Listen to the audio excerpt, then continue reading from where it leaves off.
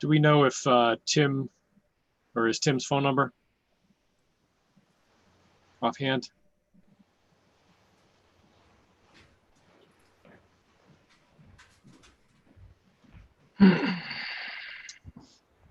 There's a phone caller from whose phone number is 817-0329. Can you identify yourself, please? If you're a member of the board. Hi, I'm not a member of the board. Okay, thank you. Just wanted to double check. Would you mind muting your, thank you. I did it. You did, okay, soon. And I think Linda laptop is Dwayne. Yes, okay. That is correct.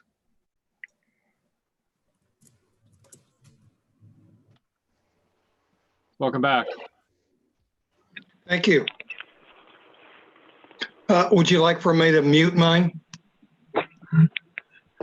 No. You don't have to.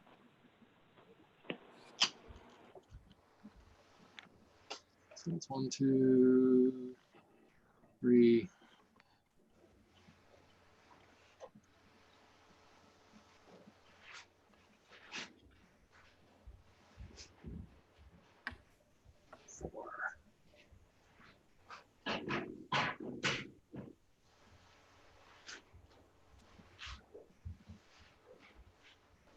I really need to get Tim's phone number.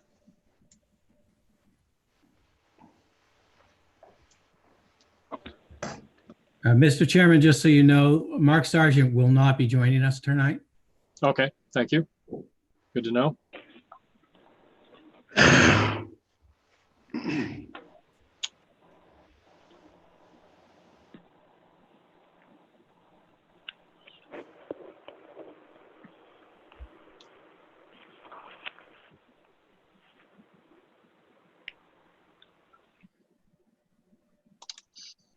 And Susan, would you mind muting?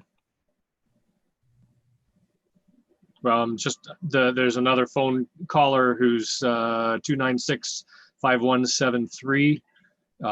Just wanted to double check that you're not a member of the board. I'll take that as a no. Okay. No, I'm not. Thank you. We're gonna mute you. Okay, we have, have we heard from Joe if he's gonna be available? I haven't heard, Okay, but Linda might have. Oh, she's Yeah. gone.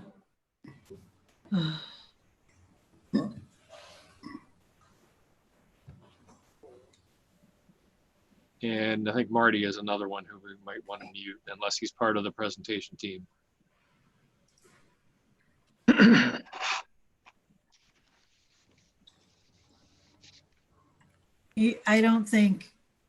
I think this is the person that didn't have audio before Okay, last meeting. Because there's no noise coming, so it's okay. there's no option to mute them. Okay.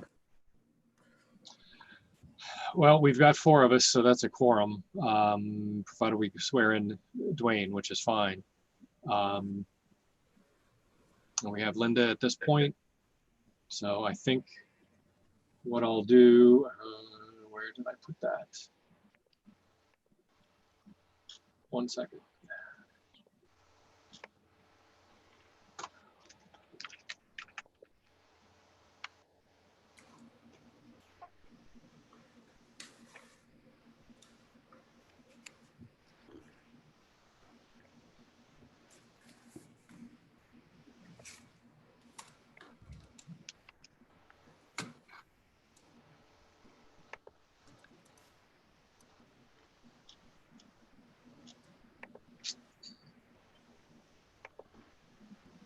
I'm finding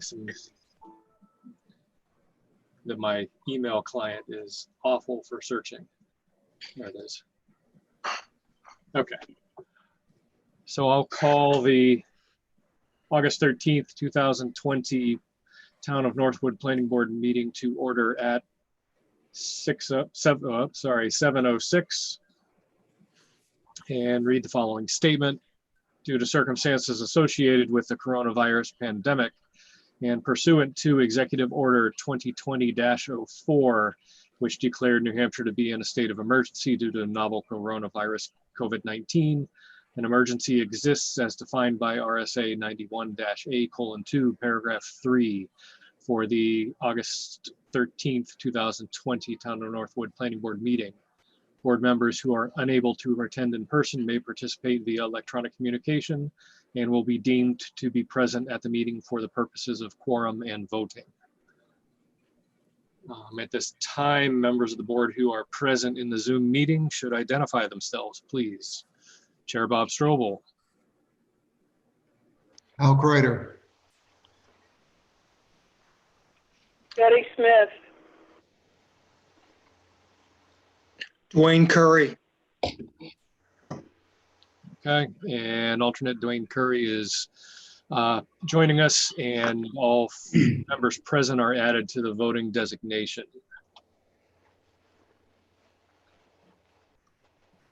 Okay, first up, we have a continued case of 18-20, 68 Granite Street Properties.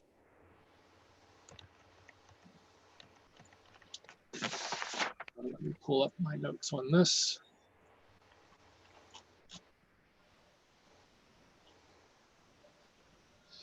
Okay, do you want to give us an update between now and what's happened in the 3 weeks, was it? Some short time frame that we saw you last? Right. As I recall, the board raised some issues regarding potential for erosion over along the new road. And I know Naomi has addressed that and presented a new plan. I'll let her address that. Assuming that we can, the board is happy with the results of that, we would hope to move towards a conditional approval tonight. It's been a really long road, and we think we've addressed all of the board's concerns. And we certainly tried to, and I'll let Naomi address the last hurdle, so to speak. Okay, I will, before Naomi starts, I will issue a, let's say, an apology for my recollection of the photos from abutter Pam Sanderson. That my recollection was that the water was on both sides of the street was equal, and it was not. So.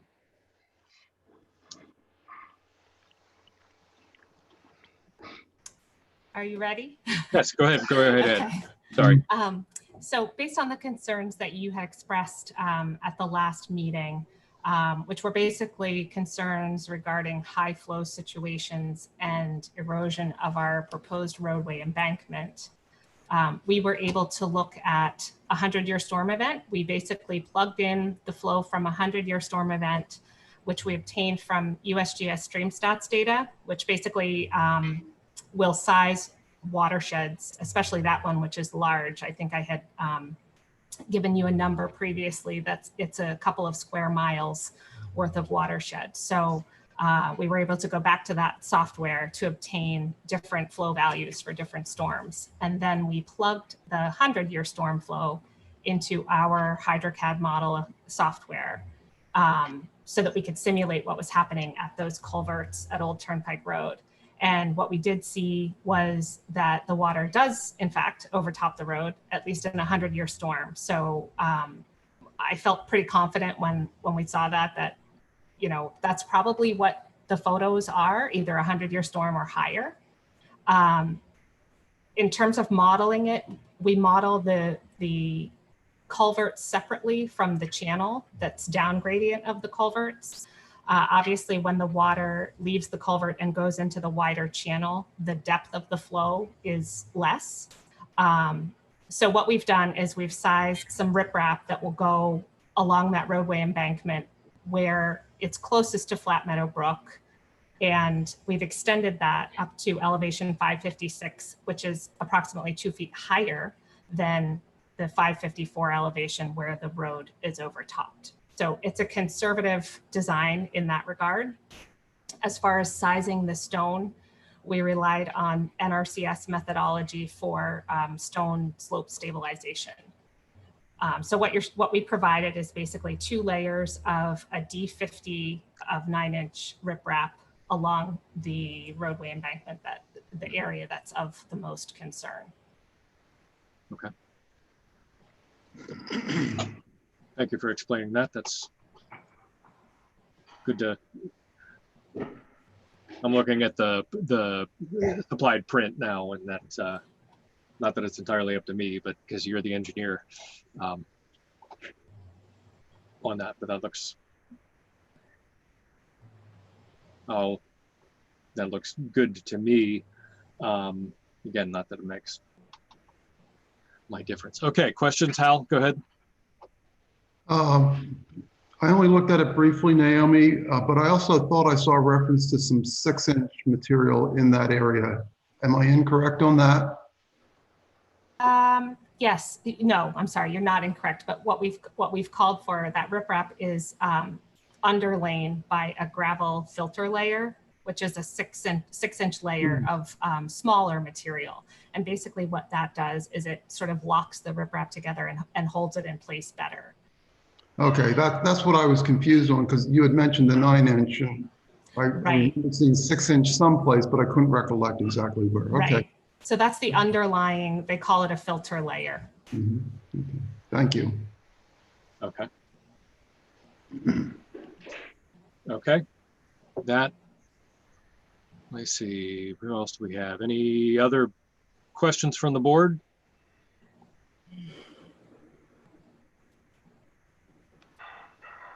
I think that's pretty much where we left off last week, was reviewing that.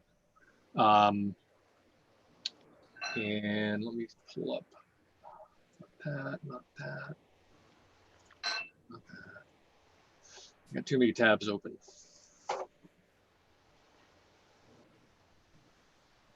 We have anything more from town staff? So we did receive the updated easement language covering all of the drainage easements from the applicant that has been sent to town legal counsel for review and come back. I think overall town legal counsel was pretty on board with the language that was there. One concern that she did express was that it didn't appear that all of the easement areas had been depicted on the plan. So that will be something, and maybe she didn't have the sheet that they were depicted on, but that will be something that we would want to see in the final set of revisions for the plans that are delivered. As far as next steps, what I'd like to propose, I have a draft of conditions of approval that I'd be happy to at least read through and talk through tonight. But what I would feel most comfortable with as far as process would be to share those with the applicant so they can take an initial look and consider them at their leisure, because I haven't sent them to anybody at this point. Okay. And I would also like, since we have adoption of a town road to consider, I would like the proposed conditions of approval to be reviewed by town legal counsel, just to make sure that I am dotting all of the I's and crossing all of the T's in the best and most legal way possible. That review would, Linda and I talked about it this afternoon, that review would be town legal counsel providing advice directly to the planning board. So we would consider that something that would be at the town's expense, not at the applicant's. Okay. I think that's, I'm trying to think offhand. Have I don't think I've ever, we've had sat in on a subdivision where we've had a town road. Exactly. And that is why I feel most comfortable with that extra little bit of oversight. Honestly, my overall impression is that this is one meeting away.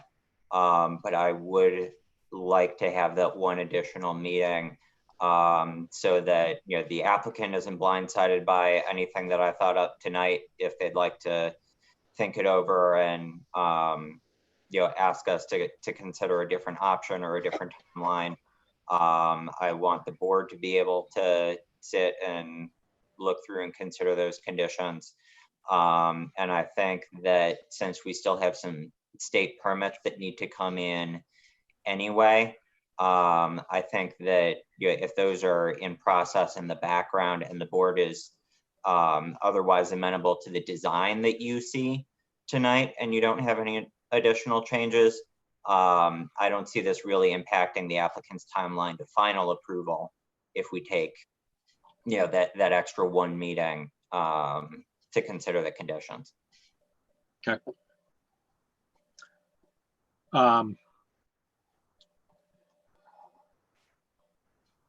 Definitely need a bigger screen. I would,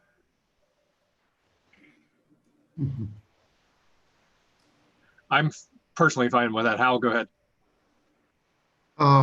Yeah, I was just going to try to preempt you on that question. So, James, I understand what you said about it not delaying the applicant from moving forward. But if they're willing, or their representative is willing to listen and commit to those conditions tonight, are any of them in your mind so difficult for the board to comprehend that we could not, or that you don't think it's reasonable that we could wrap this up tonight? I think that there are some conditions, for example, with the construction of what is intended to be a public road and the adoption of it, that I am not fully confident in sort of the timeline and the you need to have this done by when, as far as that goes. Right now I have them as sort of hanging conditions subsequent. So I'm happy to read through my list for everybody at once, and you know, ultimately it's the board's decision as to whether you would like that additional legal feedback or whether you feel comfortable with them. You know, or we could at least begin discussions tonight, and if there's something that the applicant has an immediate concern about or reaction to, we can talk through it. That's what I was going to ask. Thank you. Thank you. I think I'd prefer to do that.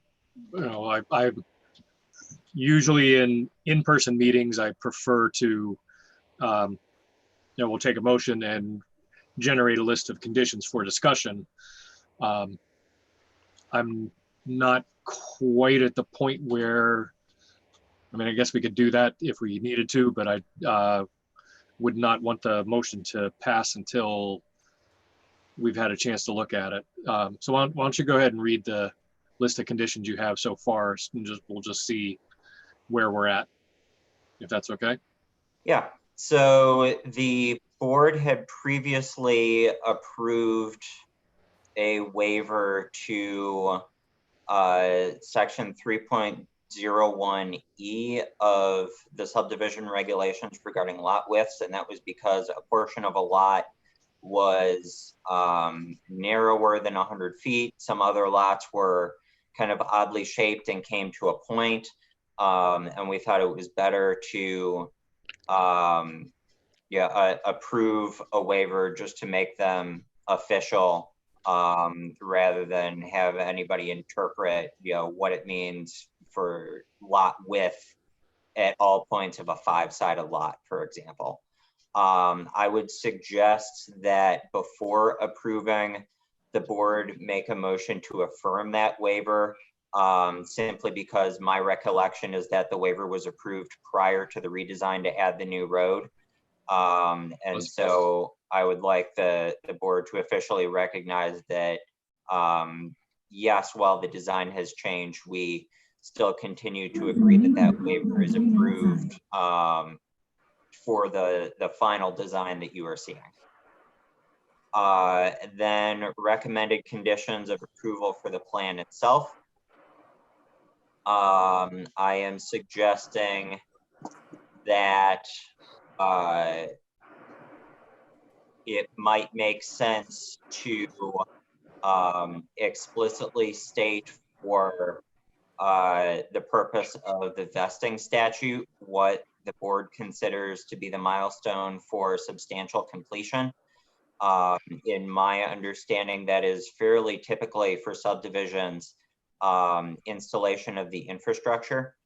So my suggestion would be that it be phrased as installation of all stormwater infrastructure and completed construction of the road up to but not including the final course of paving. Usually that final course is something that's necessary for adoption, but it is more or less a functional road prior to that. So I would consider it to vest before that final course is laid. Then prior to the signing of plans, condition 1, the applicant will make the following changes to the plan set. 1A, explicitly identify and label all easement areas with associated easement language on the subdivision plan. I think that some of that disconnect might be when I looked at the easement language, it looked like there were more drainage areas that were being covered by easements than sort of the big and obvious ones that have been called out in the plans. And so I think there might be some smaller things where that may not have been explicit, or we just need somebody to point them out, and maybe we can figure out that okay, they were there, and we need to move them to where they're clear or something like that. B, that I don't believe that we've seen suggested road names for these, so that final road names are subject to approval by the Board of Selectmen. And then C, similar thing, all map and lot numbers are subject to final approval by the town assessor. Number 2, the applicant will acquire and provide copies of all necessary federal, state, and local permits, including but not limited to the following, except as specifically denoted in other conditions of approval below. A, an NHDOT District 6 driveway permit for the construction of a public road entering First New Hampshire Turnpike. B, a Town of Northwood driveway permit for the construction of a public road entering Old Turnpike Road. C, an NHDES wetlands permit. D, state subdivision approval for all lots under 5 acres from the NHDES Subsurface Bureau. E, National Pollutant Discharge Elimination Systems general construction permit. And Naomi, can you refresh my memory, or you're going to need AOT for this as well, correct? That's correct, yes. So F, an alteration of terrain permit. Number 3, the project shall be subject to performance guarantees as agreed between the applicant and the Board of Selectmen, town engineer, and town legal counsel as follows. A schedule of official inspections for the road construction and installation of drainage improvements with the cost of inspection to be paid by the applicant. B, a performance bond amount to cover the cost of installing the proposed public road. C, a performance bond amount to cover the cost of installing all proposed drainage improvements. Number 4, again, this is still prior to the signing of plans. Escrow accounts for inspection costs and all required performance bonds shall be in place. Number 5, provide certification of monument installation as required by section 3.06 of the subdivision regulations. Number 6, deliver 3 signed and stamped paper copies and 1 signed and stamped Mylar of the plan for signature. Prior to the issuance of a building permit. Number 7, provide a state-approved septic design for each lot prior to issuance of a building permit for that lot. Number 8, provide a town of Northwood driveway permit for each lot, both for lots fronting on Old Turnpike Road and the to be constructed public roads prior to issuance of a building permit for that lot. Number 9, record the plat with the Rockingham County Registry of Deeds within 1 year of this decision.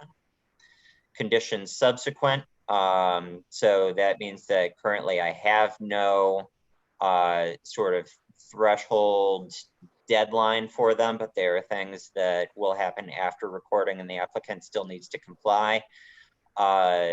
Number 1 or number 10, the road shall be constructed to town standards as proposed. Number 11, the road shall be adopted by the Board of Selectmen as a town road. And number 12, the applicant or their successors shall be responsible for road and stormwater maintenance until such time as the road is adopted by the Board of Selectmen. Okay. So that's what I have right now. My initial questions are, and things that I would be directing to legal if the board opts to go this way. Is there a sort of milestone or deadline in the timeline that those conditions subsequent should be attached to? In talking through this, Linda and I brought up subdivisions where maybe they don't get built out for several years, and in that case, the Board of Selectmen would typically expect the final course of paving to be on the road before adopting as a town road. So that could, depending on the demand for these units, be several years away. And if we were to put an unrealistic timeline on that didn't reflect what the housing market looked like, the applicant may need to come back. Alternatively, if we didn't put a timeline on it, the only sort of back end deadline would be vesting statutes. And then sort of a general question to legal of, because this is the first time I'm working with adoption of a town road, is there anything that legal counsel typically recommends for their boards that I haven't thought of or that I've left out?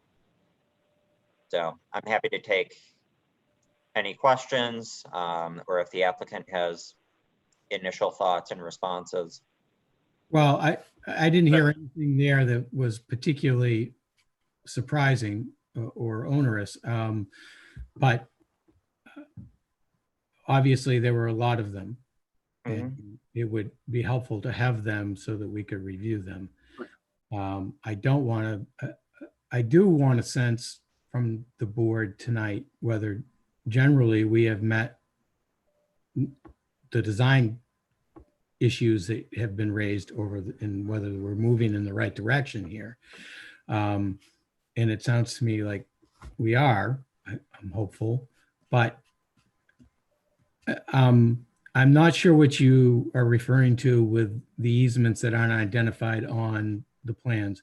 There were some ones that weren't on plans in earlier versions, but as the plans got revised, they should all be on the plans today. When we drafted them, they were. But we can double check that, and I'm happy to do that. And Naomi, Okay. if there was any changes to the easement areas? I don't think so. Not recently, anyway. Yeah. So it could be whether there was an earlier version of the plans that didn't show one of those easements. That's possible. But there should be all on the Okay. Yeah, I think if one of you could email a PDF of the most recent plan set, if that's going to be your final and you don't think you need to change it. And if I'm missing which sheet those were all identified on, if you could point me to the sheet and I'll take another look. And if you don't know which one it was that you were, or someone was. These were questions from legal that they were having problems lining them up. So yeah, I'd like to take another look through it, but yeah, that's something that yeah, obviously doesn't need to be done before conditional approval can be issued. That can be something that Right. we work on as we go. And we certainly want the plans to be clear about which easements are which. So Yep. that benefits everybody. James, or Bob, Go excuse ahead, me. James. Or go ahead, Hal. So I realize that it might be difficult to tally them all up, but this might also apply to some other aspects.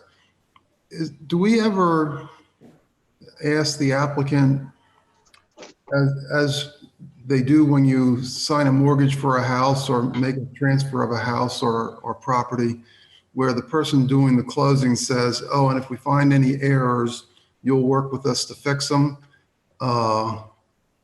Do we ever include that, or is that something to consider, as given, you know, your concerns here about tallying these all up?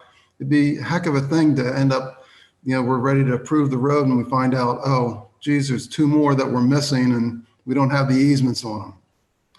So I think that, so to give you the short answer to your question, I have never been involved in an application where we've required a catch-all, you'll help us to fix some issues. Then let's just, To give a slightly more complicated answer, since we are leaving sort of the bonding to be worked out between the applicant, the town engineer, town legal counsel, that would be sort of a secondary backup chance, if you will, that if there are things that we missed in discussing the bond, we're going to need to come to an agreement on at what point the bond will also be released. And yes. yeah, if we don't feel that we can address everything, the fact that the town engineer and town legal counsel should be involved in the discussions on the bonding, that could be a sort of fallback, fail safe in case there are other things out there. Bob, may I ask a follow-up question? Sure, go ahead. So you led into another question that I had related to completion of the road. And I think you made a good point that we can't predict the real estate market. And so I guess my question to you, James, is, were you envisioning that perhaps, I'm not saying this is what the applicant will do, but perhaps the applicant might put in part of the roadway, build some of the lots, then come back and build more of the road, put in, you know, more of the lots, and so on?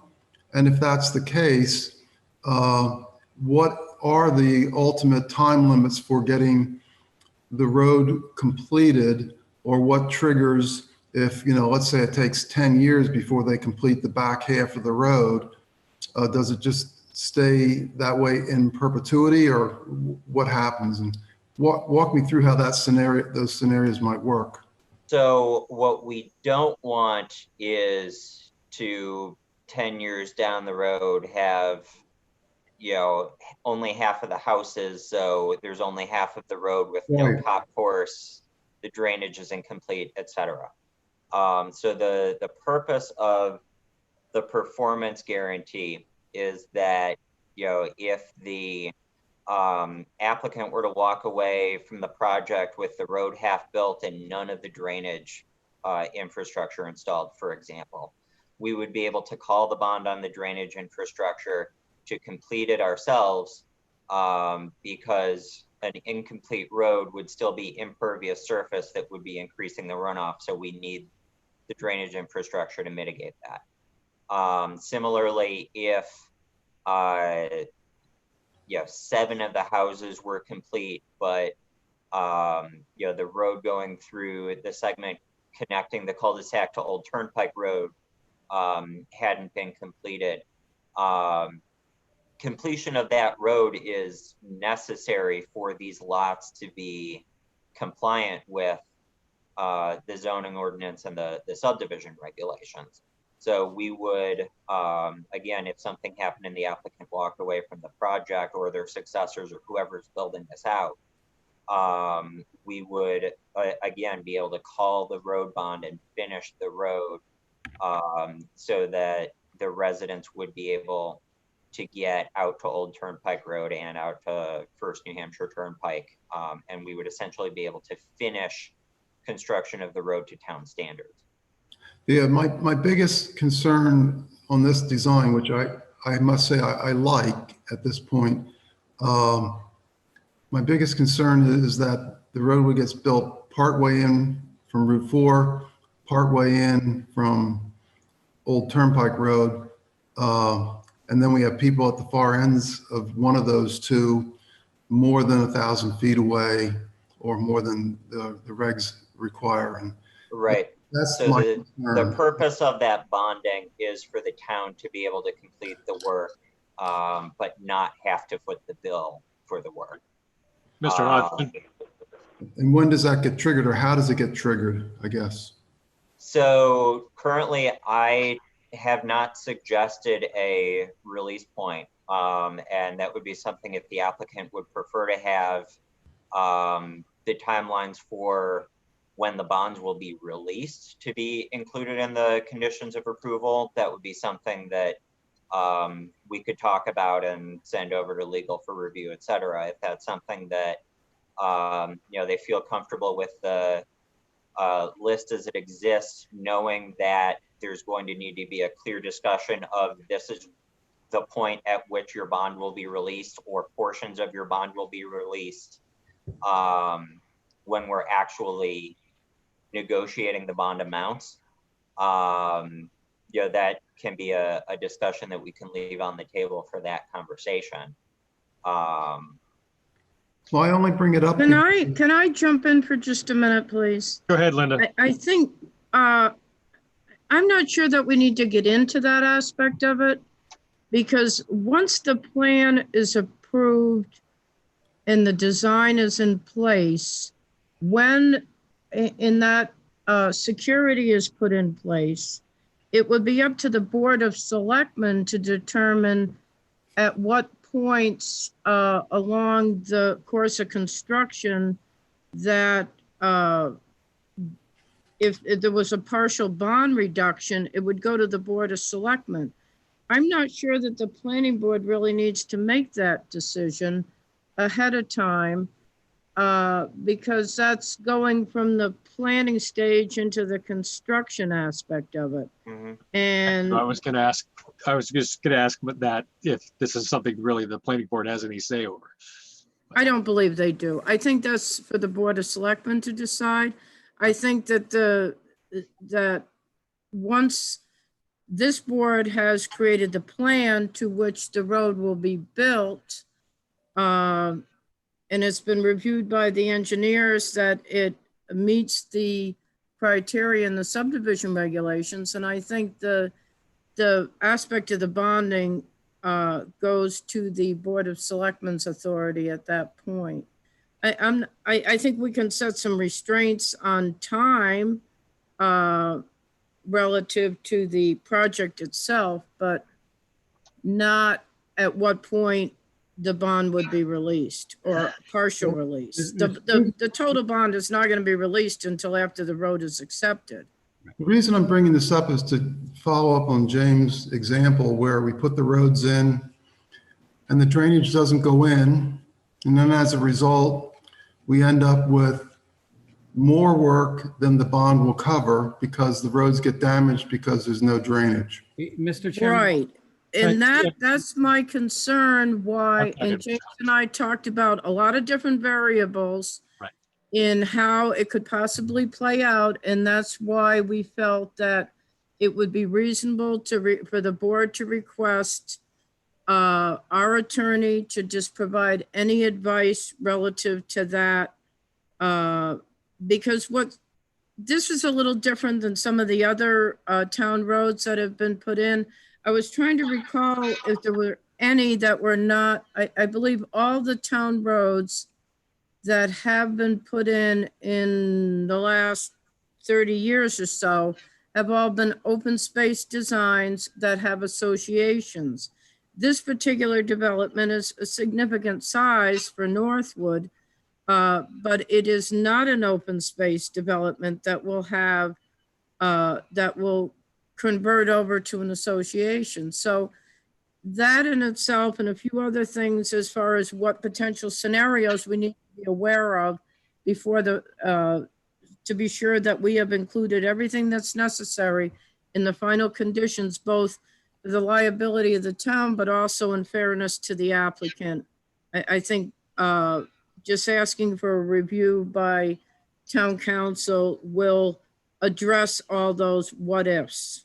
Okay. Mr. Hodgson, you could try to jump in. Right. I understand this is unusual for the planning board of Northwood.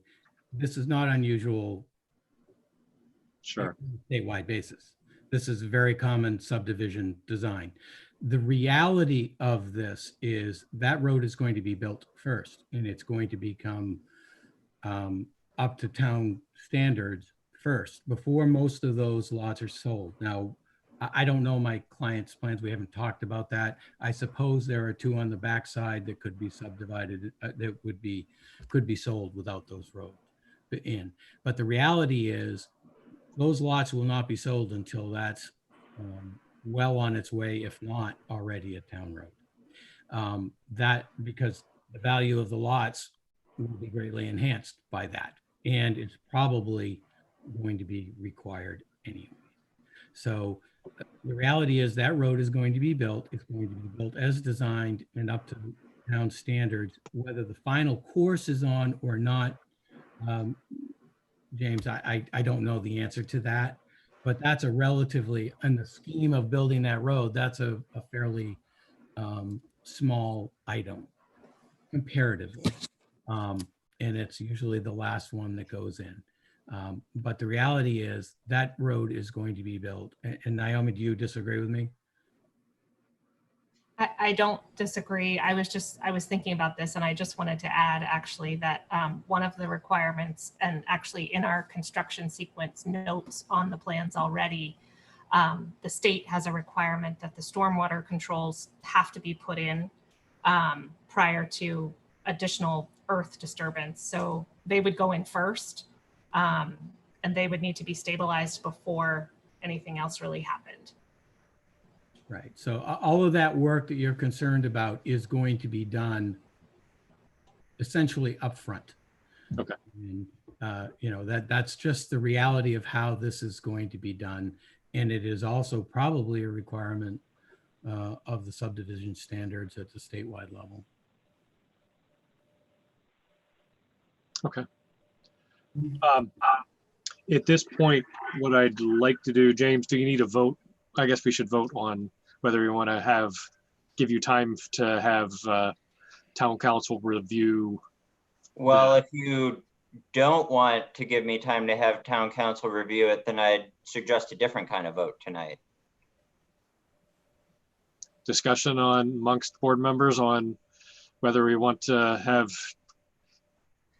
town council review the. I think I defer to Linda if we need a board motion to expend funds for legal review.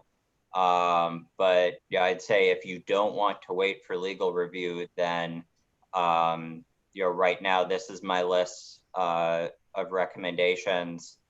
And I think the only reason not to wait is if you're prepared to act tonight. Okay.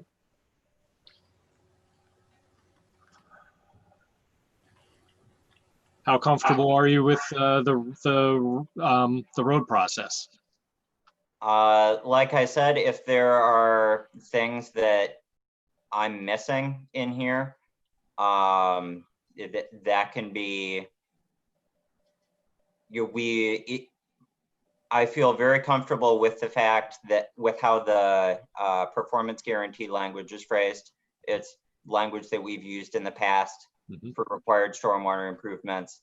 And I feel fairly comfortable with the fact that if there is an obvious deficiency in what I'm recommending to you tonight, that will still be a chance to rectify it, at least as relates to the installation of the infrastructure.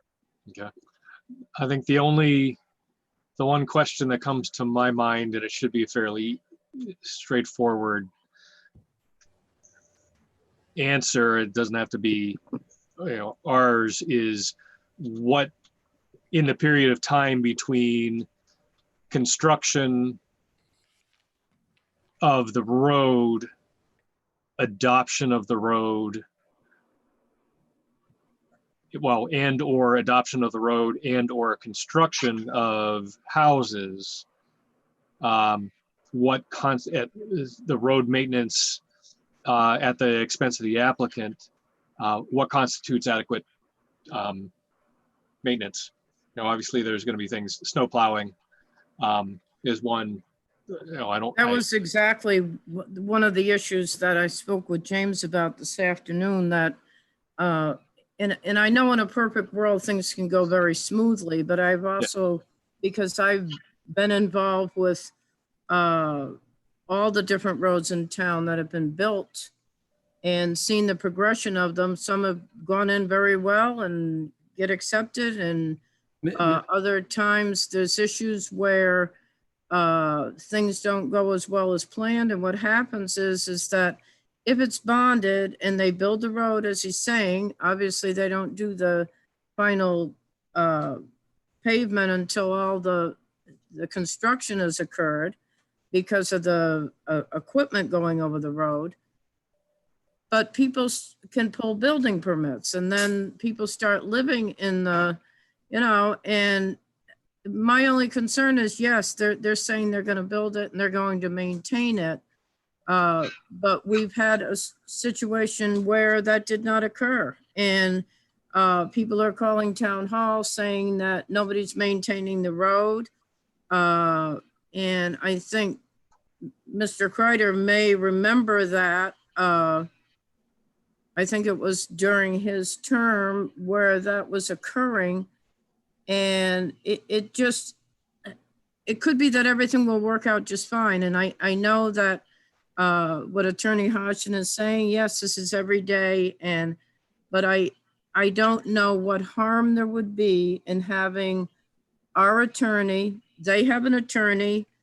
He's given his opinion. I think that just to send that list to make sure that, I think James has done a fantastic job coming up with that list of conditions, but just to be sure that everything is exactly as it's supposed to be. This project goes back to 2018. Many of the continuances were at the request of the applicant, to ask the applicant to wait 2 weeks for our attorney to just review this. So we're all going forward feeling 110% comfortable. I think that's a reasonable request. Mr. Chairman, may I? Go ahead. Mr. Respond? Look, I don't have any problem. I would like to see the list of conditions. Yeah, certainly. I think we'd be able to work through them pretty well. And I think I don't have a problem with 2 weeks, but I do want to try to keep it to the 2 weeks, and that means we have to get, is it Mitchell Municipal that's your attorney, or is it somebody else? That's Mitchell. They're, I certainly work with them a lot. So I think if we work together, we can get those things done, and hopefully we can get it done in 2 weeks. Okay, Hal? Yeah, I guess I was trying to follow along those same lines. I guess, raising most of my questions because I was thinking maybe we could resolve this tonight. But if the applicant is also comfortable waiting, then I think Linda is 100% correct. We're better off getting the review and then everybody feeling comfortable.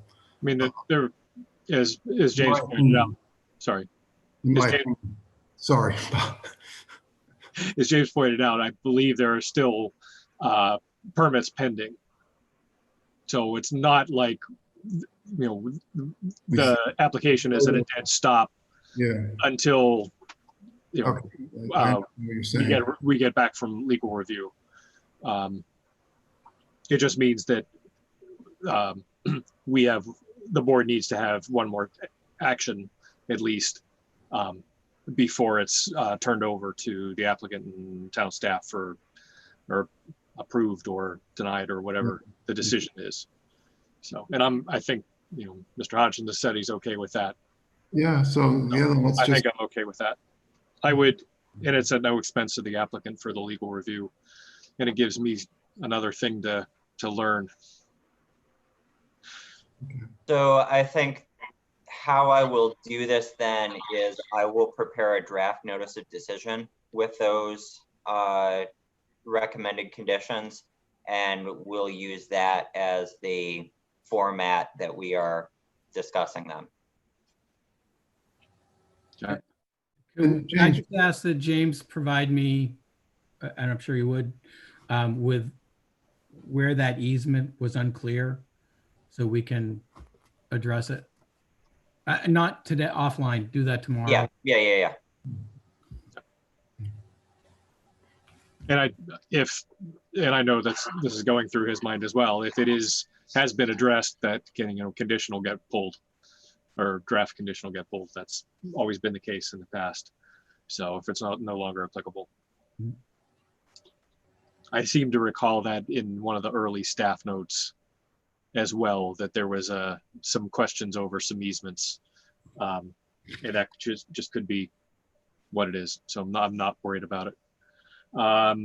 What else do we have that we need to address tonight? James, you mentioned reaffirming the waiver to, I believe it was 30-E. 3 point, Sorry, there's a 3 in it. I know that. where'd it go? No, wrong word file. 3.01E lot widths. So like I said, the board has already approved the waiver. That was, to my recollection, I don't have the date in front of me, but it was with our standard condition for waivers that a note be added to the plan set, noting the date that the waiver was approved. Since there have been those minor changes to the plan, I would suggest affirming it either tonight or in 2 weeks, and that the date that is noted be the date that it was affirmed. So again, either tonight or in 2 weeks. And I believe the lots that were in question were those abutting or in the vicinity of the now Old Turnpike Road access road. Those were One of them in particular was, I believe it's currently labeled as lot 9, if I can find the plan set. My recollection is one of the variances was very, very small. yes.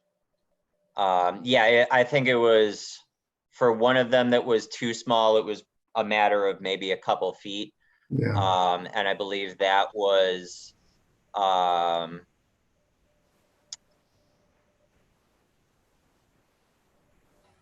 yeah, that's what I'm seeing. It's currently labeled as lot 9. And then I believe, for example, lot 7, that is a 5-sided one. We consider the waiver to be covering that where it comes to a point at the back. Again, just to make sure we were, dotting our I's, crossing our T's, that sort of thing. I certainly had no concerns with this waiver when it was originally approved. I continue to have no concerns with affirming this waiver. So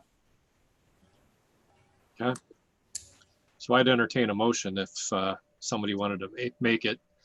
We can at least propose it and discuss if it's actually needed. Don't all speak at once.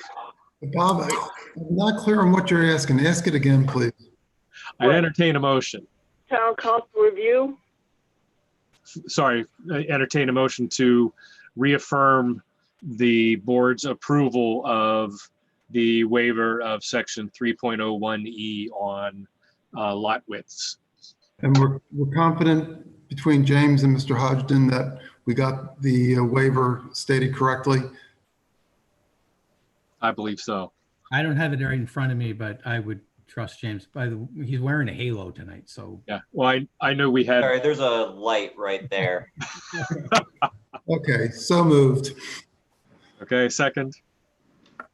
Second. Okay, motion by Mr. Kreider, second by Mr. Curry, to reaffirm the waiver, board's waiver of 3.001E on lot widths. Since we're in the motion or discussion, No real problem, but I think I seconded first.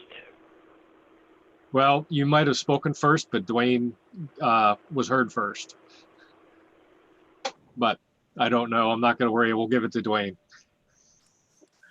You can get Okay. the next. You can get the next one. Okay. Any discussion on the motion to reaffirm the waiver? Hearing none. Susan can do a roll call vote, please. Wayne, Yes. Betty? Betty, Yes, Al, Yes. Bob. Yes. yes. Okay. Thank you. There's definitely a delay on Betty. Yes, there is. She dialed one of the international numbers.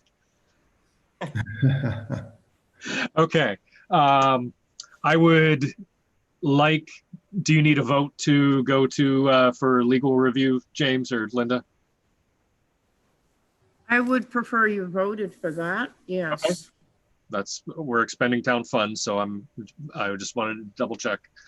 I would entertain a motion then to send the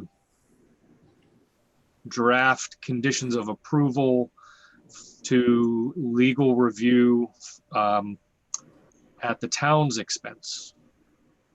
Is that right? Well, yeah, right, because we have essentially the So only, moved. thank you, Betty. Second, Hal, by Mr. Kreider. Yes. Okay. Yeah, because the only thing that's outstanding or in question is the process of adopting the town road. Right. No. Yeah, okay. Discussion? Hearing none. Susan can do a roll call vote, please. Al, Yes. Betty?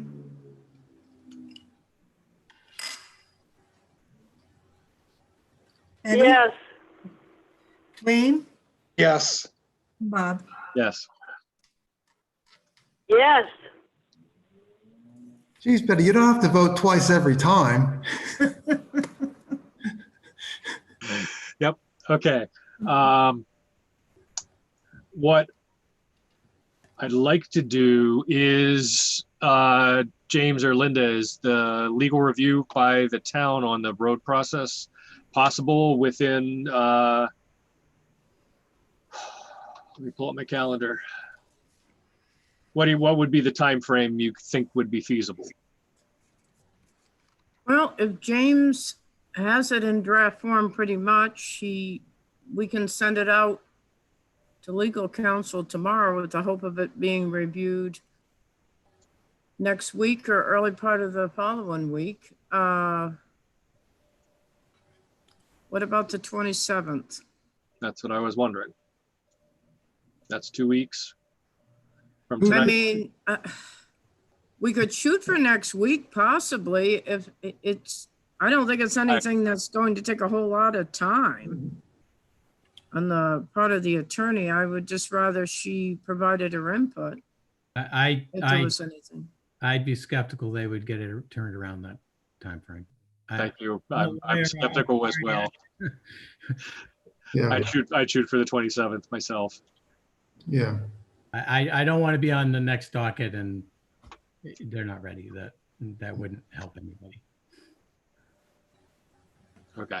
What I guess we need a continuance from the applicant. We have the Blanket. authority to be exempted from deadlines. So I think a Okay. verbal confirmation will be fine. We Okay. mind to go to the 27th. Okay. Thank So you. request for a continuance to the 27th. And I would entertain a motion from a board member to do so. Move to continue to the 27th. Second. Second. Okay, motion by Mr. Kreider, second by Mr. Curry, Second. and a third by Ms. Smith. Hmm. Actually, I did say I would was going to give it to Betty, so we'll give the second to Betty this time. Sorry, Dwayne. Discussion?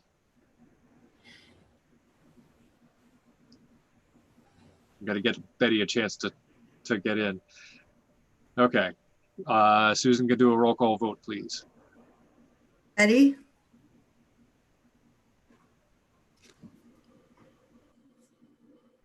Yes. Dwayne, Yes. Al, Yes. and Bob. Yes. Okay. Sounds good. We will talk to you again on the 27th, Thank you. and hopefully that might be the last time we'll see you. Thank you very much. Thank you. Good Thank Thank you all. you. guys. Good night. night. Nice job, Naomi. Oh, thank you. Okay. Next up is case 20-1. Fred Belanger is the applicant. And we have Mr. Frankowitz with us. Yes. Wow, look at that background. Are you standing out in front of your sign, Scott? Yeah. Just don't start swatting those mosquitoes. Okay, where do we stand with this one? At the last meeting, we had a couple little things to update on the plans, which we've done, and returned the plans to the town. We also set all the monuments and turned in the certificate of monumentation the other day. We provided Mylar to the town and the final plans, hopefully. Okay.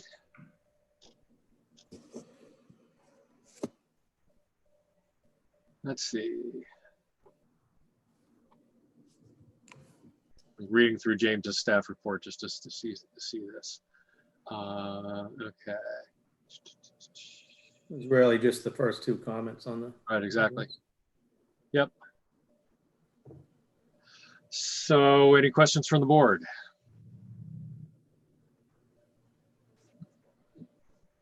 Betty, you would have to jump in if you do have a question. Because I don't want to move on. If you, Okay. yeah. There's probably a 10-second delay on your phone. Zoom must be busy tonight. So just if I ask for a comment or a Okay, vote or that's the problem. yeah, that's probably what I think was I'm all happening. set. Okay, you're hearing us speak before we hear you chime in. So, So, Mr. Chair, Yeah. if I may, ahead. process-wise, so the way that we had set this case up, since it was an item of new business, both this one and the next one on the agenda tonight, you'll recall at the last meeting, we accepted the application as complete. We initially opened the public hearing and took comments from the public, and then left the public hearing open. So I would suggest, soliciting any additional comments by members of the public regarding this application tonight. As far as the conditions of approval that were identified in my staff report, I would consider number 1 to be met. So I would remove that one and renumber everything else. For the state permits and monument installation, it's a minor thing, but I think I'd rather just keep the conditions on there and have them be satisfied than remove the condition. Okay. So conditions 1 through, or well, 1 is out. what are now currently labeled 2 through 4 are still. So when we get to applicable. the motion, I'd be happy to read through them again to refresh people's memory if they don't have it in front of them. Okay. So what I'll do as far as the public hearing or public comment section goes is we have 2 members on the phone and the rest are other members of the public are on computer audio. I will call your name, ask if you would like to speak on this application. Please give me a yes or a no, and I will add you to my list. Please do not start your comment after answering yes or no. Once I have the list of people who would like to speak, I will then call you either by your telephone name or number or your on-screen computer name. You are then given time to speak, and I will give the next person in line a on deck so they can be prepared. Susan, if you can unmute the one of the 2 phone numbers, I'll just watch, or as you go through people, and I'll watch who you unmute. I can only ask them to unmute. Oh, you It's can't not- do it yourself? No.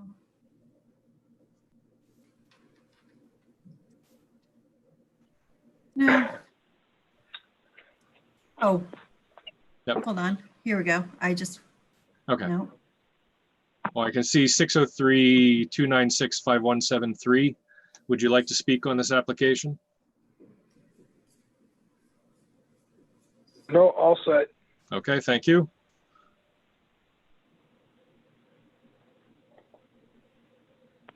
And 603-817-0329.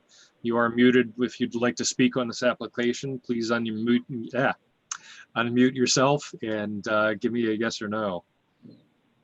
Or stay muted if you don't want to speak.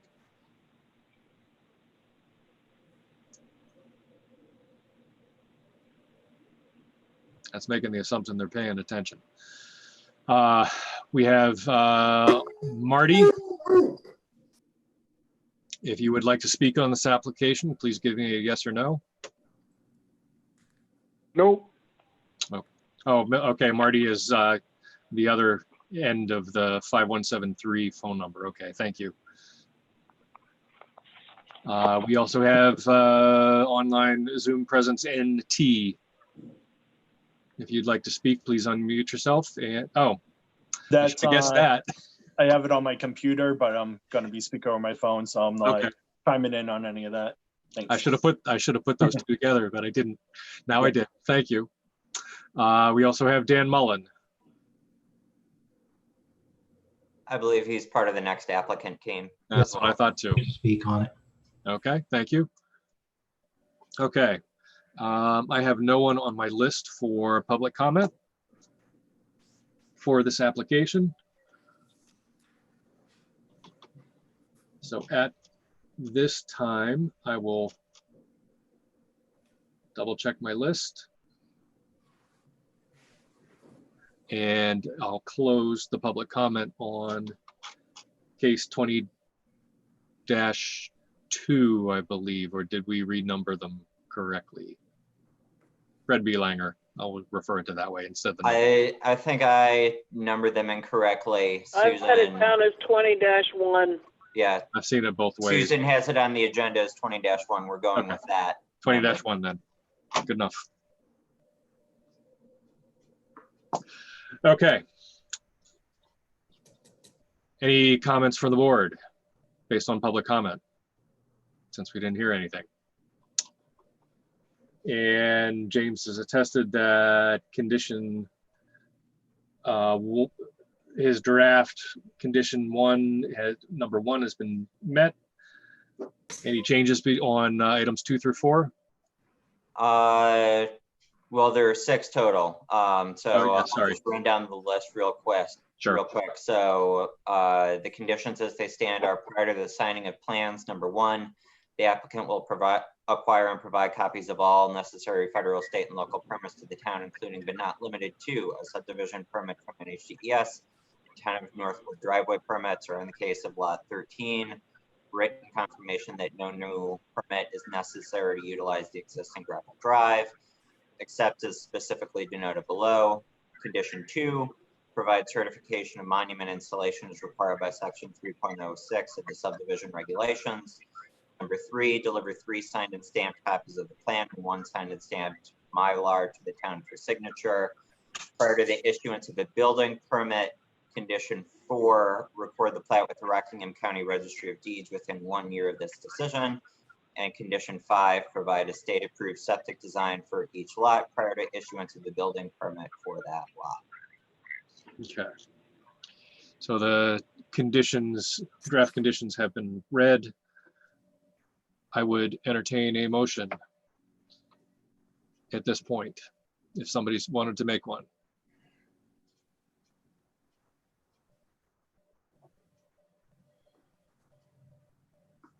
Hal, you're muted. You're looking for a motion to approve the application, correct? I'm looking for a motion generally to approve, but I'm not making the motion, so I can't say it. But Okay, well, I'll make a motion to approve the application with the conditions as James read. okay, we have a second. Yes, I'll second. I'm waiting for. Second. Okay, I'm gonna give it to Dwayne this time. All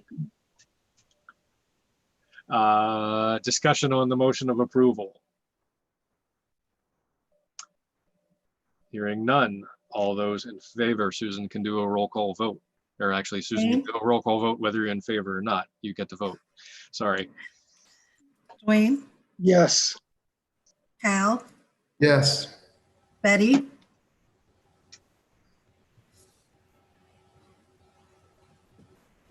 Yes. and Bob. Yes.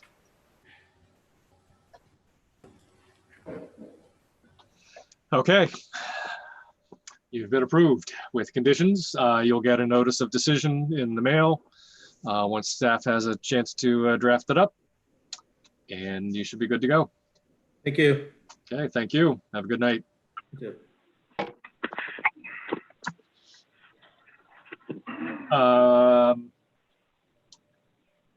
I know we're only an hour and 15 minutes in, but I would suggest we take like a couple minute break. So I Please, can, refresh my liquid. please. if you Okay. wouldn't mind. Thank you. 2 minutes, 3 minutes?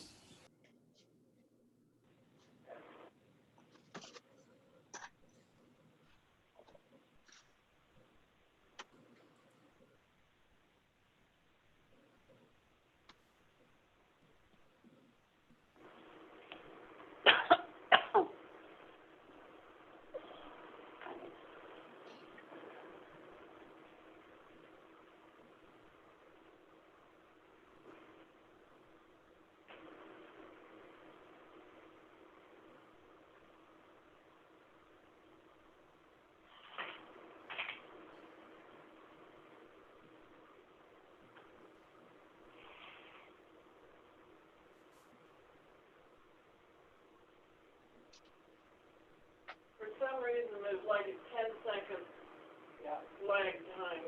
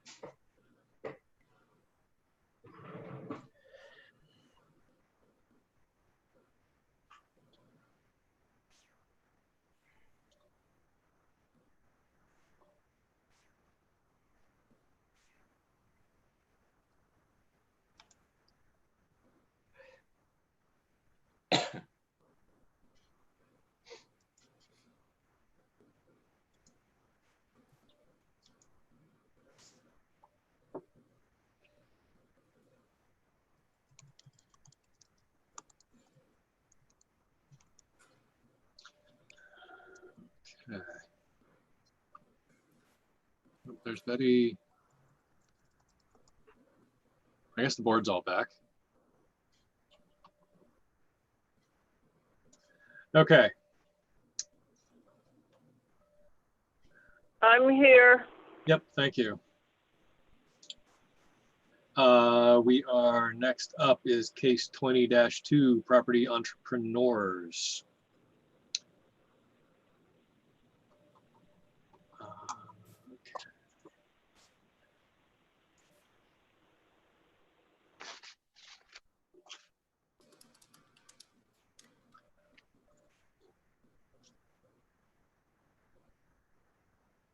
Okay, where do we stand with this one, James? We stand in the same place as the last application. So at the last meeting, you accepted this as complete. You heard an introduction by the applicant.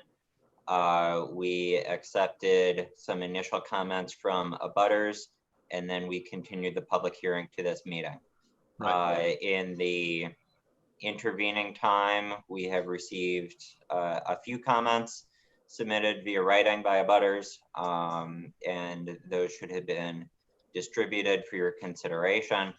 So, you know, we are in more or less the same position as the last application. You should reopen the public hearing tonight. You should, you know, see if the applicant has anything to update.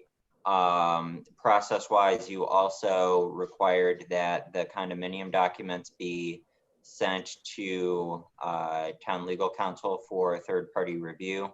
Those have come back, and we have a reply email from the applicant's attorney saying those comments have already been addressed and incorporated into the final document.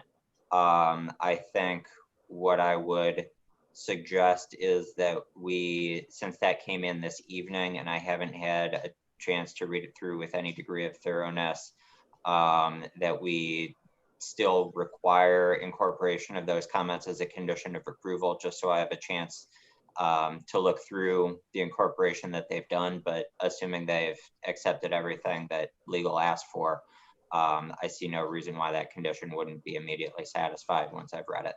So. Okay. Okay, Mr. Termel or member of your team, how would you? So this is Simon Leeming. Thank you. I couldn't remember your first name. That's okay. That's okay. Thank you. I want to sort of just quickly address what came up last time, what we've done, and why we think we've satisfied the issues. Dan Mellon is here to address, I think, essentially the waiver issues. Yeah, that's right. And we think that everything should be actually in order. So last time there was a lot of discussion about rentals, whether it would be 4 weeks or a week or whatever. And at the end of it, we offered to amend the declaration to make a 1 week minimum on any rental. So in following up on that, I submitted to the board the particular language, which was a new section, and it made it clear not only was it to be more than 1 week, that any tenant had to have reviewed the various condominium documents and rules regarding compliance, and that no change could be made to the 1 week minimum without this board's approval. So I think we've very much covered all of that. And I noticed that counsel, Attorney Driscoll, who commented on the documents, the condominium documents we sent, didn't mention that. So I assume he's good with that. Attorney Driscoll, this afternoon we received 4 proposed changes that Attorney Driscoll and Walter Mitchell's office had come up with. And we have put those, I have put those changes, and as was mentioned by James, I have sent them out this afternoon to the board. And those changes are not exactly verboten to what Attorney Driscoll said, because I think I actually improved on what he said, just to clarify a couple of minor points. So we have, I think, met that standard. And then I don't know what the other comments were, but certainly one of the comments that has come across is the issue, raised the issue of commercial via as opposed to residential, with the implication being that we were somehow, by whatever we were doing, changing to a commercial use. So earlier this week, we sent a fairly 4-page memorandum where we cite not only state law, which makes it clear that the conversion should not be treated differently by zoning. Secondly, we cite the certainly the facts of this matter as opposed to some New Hampshire Supreme Court cases. And we point out that the Supreme Court cases, all of them which look on issues of rental, don't ever look at whether somehow the rental was changed to commercial.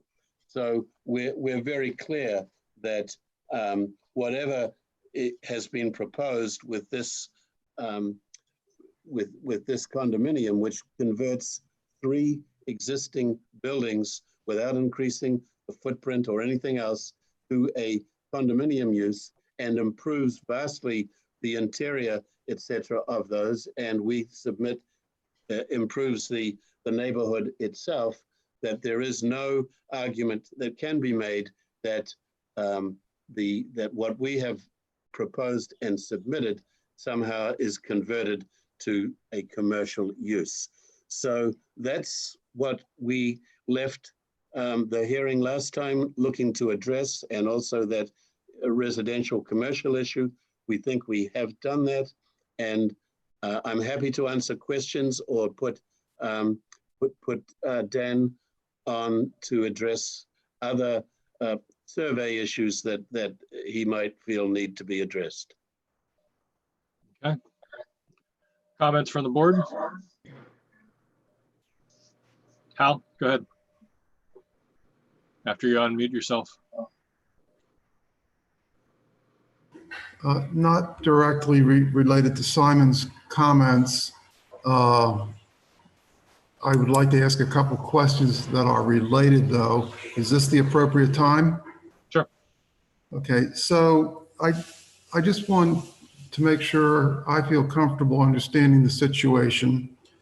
Mr. Turmel bought the property from somebody. Whoever that person X is, or family X is, when they owned it, was there any restrictions on them renting the property to another family or another 2 families? Good question. None as far as... Speaking, I'm having trouble hearing. I'm not sure if it's where your mic is directed or what. I don't know. Can you hear me better now? Okay, hold on, Mr. Simon. I'm not directing the question to you. Oh, sure. So the previous owner, Dr. Frederick Vega, owned the property for, I think, maybe almost 20 years, give or take. Anyways, he had the same use, what it seems like it's been for a long time, which is 3 residential tenants. There were no restrictions, maybe in their lease when they were all long-term tenants there, from my understanding. So maybe in their lease, there was some type of subletting, but I'm not renting it out. They're going up for sale. So with that being said, I'm not sure if he had something that's typical with residential leases that a tenant cannot sublet to other tenants. You know, of course, the tenants were renting it out to occupy it themselves. There was that type of rental. But again, that's not what we're doing. This isn't anything to do with rentals, you know, per se. This is to end up reselling to owners. Right. Mr. Chair, I'm not sure if that question was actually directed at me, and I think Hal froze before he was able to respond, and it looks like Right. he's dropped. Yes. I So was just I think we need to pause hang out for a just minute. second. We had a power blip, and I think that knocked off Linda and Hal. Yeah, Linda just texted me and said Yeah. they got bumped off. So we'll see if we can get Hal back, because we currently don't have quorum without him. The joys of technology.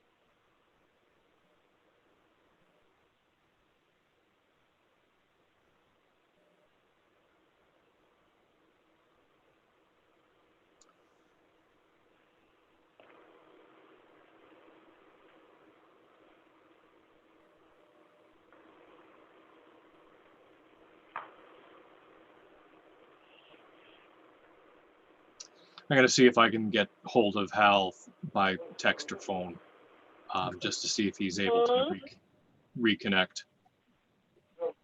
I need to step away for just a minute. No, did you notice?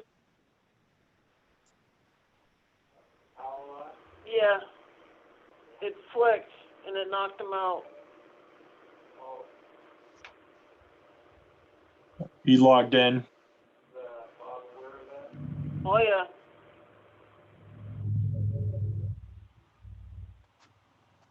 Hal, can you hear us now? I don't see a mic. His audio doesn't look like it's on yet.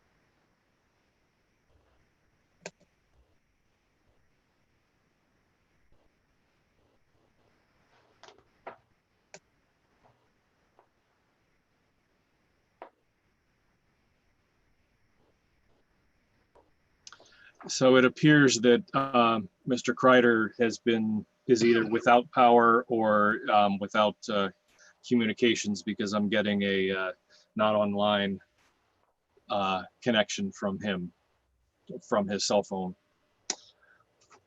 which is odd. We just got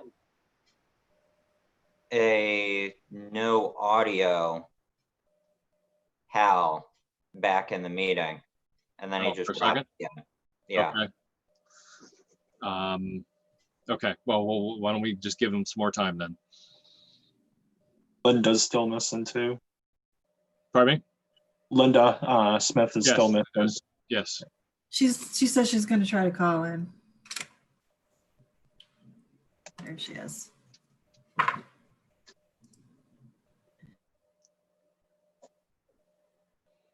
That's not quite as exciting as the earthquake that we were filming during a couple of good many years ago, but during a select board meeting. But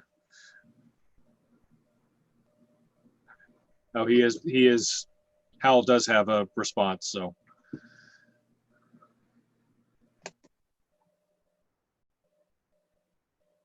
He knows he got knocked off. The joys of summertime meetings. So does that mean that I'm about to get hit with a thunderstorm in like 5 minutes? No, I don't know what it was. I think it was, my suspicion is that it was circuit overload, but I couldn't swear to it. Huh. My lights flipped, but there was nothing significant. It's No, 2020, significant. you never know what it'll be. Maybe it was aliens. Yeah, really. Okay. Hal, you're back. Murder hornet. Kind of weird. Murder. Yeah, really. Susan? So Okay. Hal, you froze sort of at the very tail end of your question, and we weren't sure if that was directed to the applicant or to me. So So, yeah, so the question is, pick back up. the question is directed to you, James, or Linda, whoever might be able to answer it best.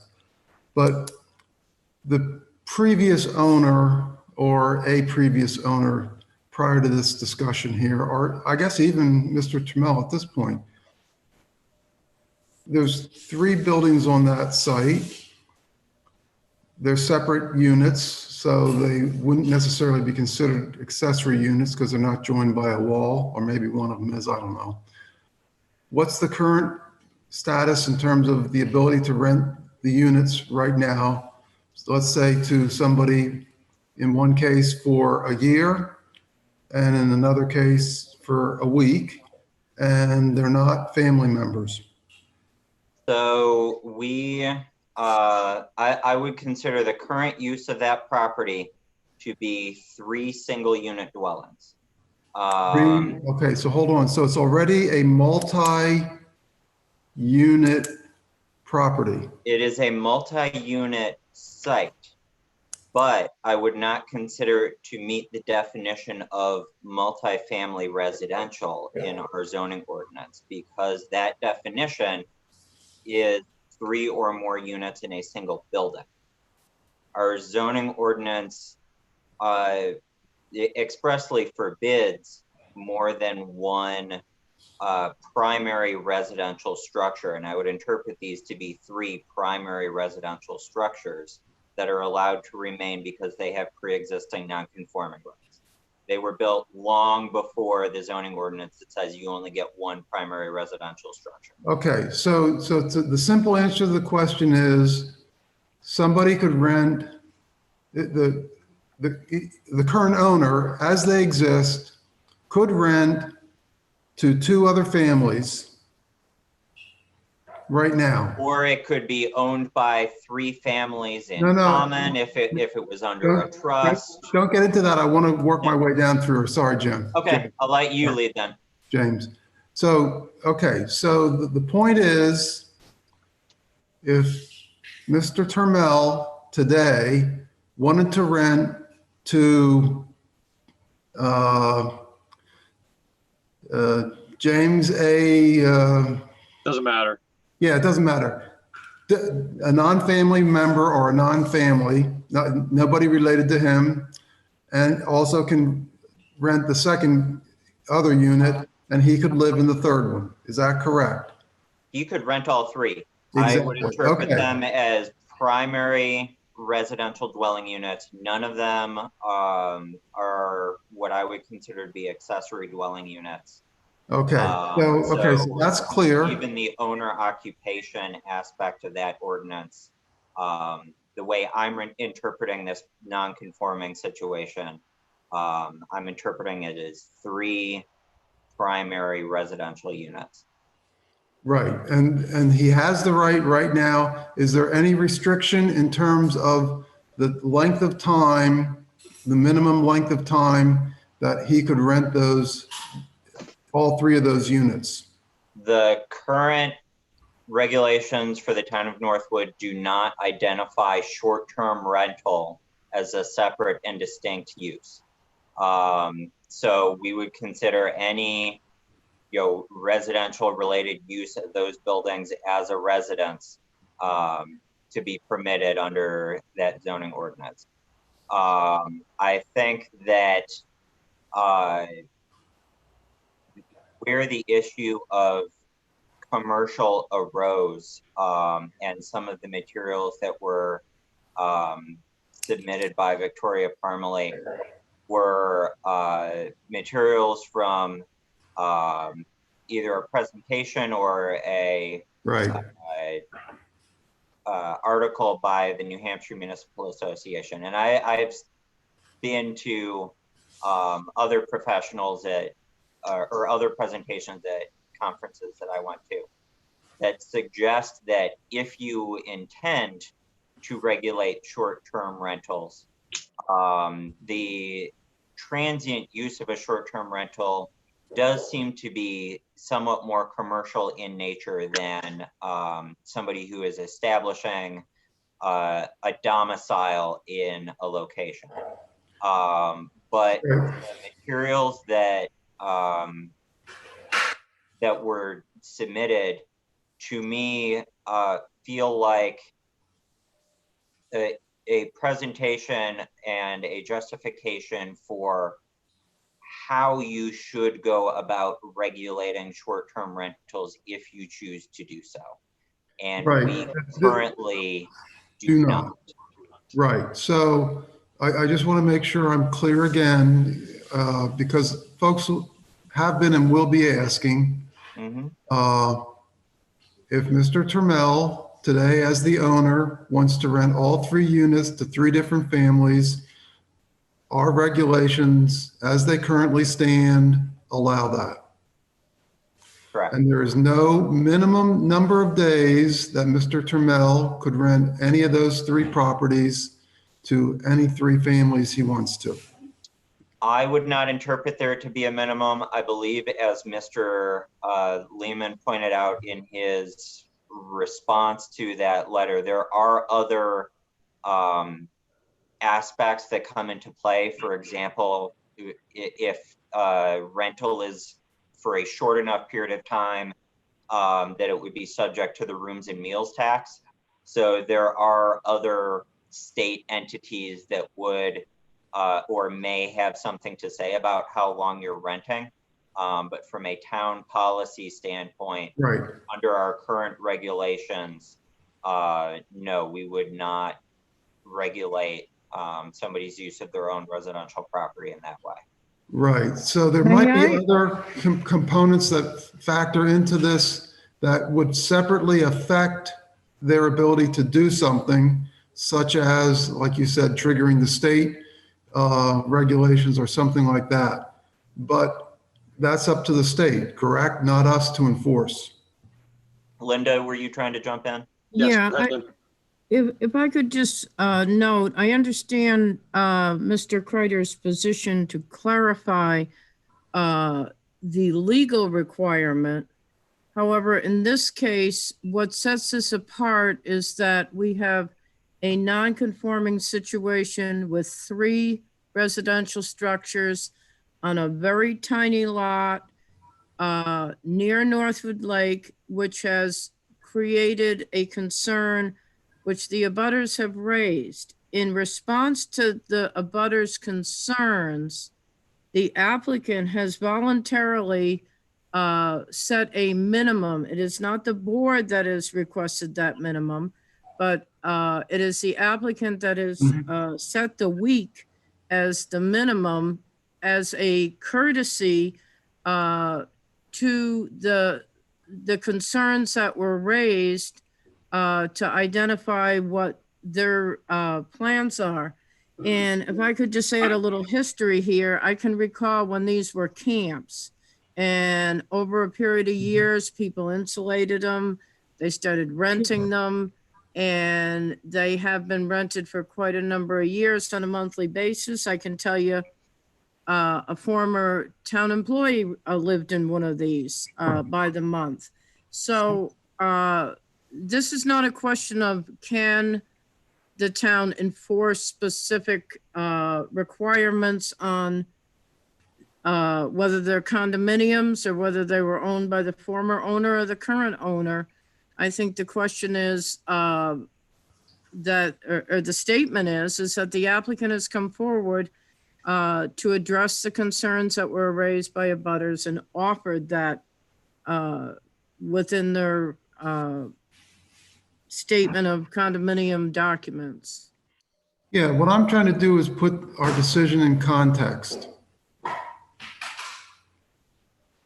So the other related question, and Simon, I just would like you to reiterate the point about renting for a week, which, as Linda said, is a courtesy that you're affording the town and the residents in the area there. Is that essentially locked in, or can that be changed? The way we've proposed it is it's locked in. Okay, thank you. And as Linda indicated, we voluntarily did that. We didn't have to, but we wanted to be. Understand, my questioning was solely to put this whole process or sole purpose, put your request into context to what could happen right now, because part of what people ask is how can we make changes, and I don't view this as a change. Thank you. Well, and that brought up, I had questions myself about that. But it's been, Mr. Lehman addressed it in that changes to the condo association documents. And maybe that's something to ask Mr. Lehman. Is it just the planning board review triggered by a change to the condo document or condo agreement, or is it just the length of rental that triggers the planning board review? No, if the condominium owners want to start Airbnbs, one day, one night a week, I understand that. So let me just quickly say, we could have done this a couple of ways. We could have put it in the rules, and the rules, which haven't even been promulgated, are easily changed. We could have put it in the bylaws, which are easily changed. Right. We not only put it in the declaration, but then I added that lock-in language that we can't do anything without the town agreeing. So okay. Thank you. So Bob, exactly. I think what you're looking for at the end of the section that has this restriction, it says this section 1.6. Roman numeral I or Roman numeral 1 may not be amended to remove or lessen the 1 week limitation without prior approval of the planning board for the town of Northwood. Exactly. It's fair. So that is what the specific language of that limitation is.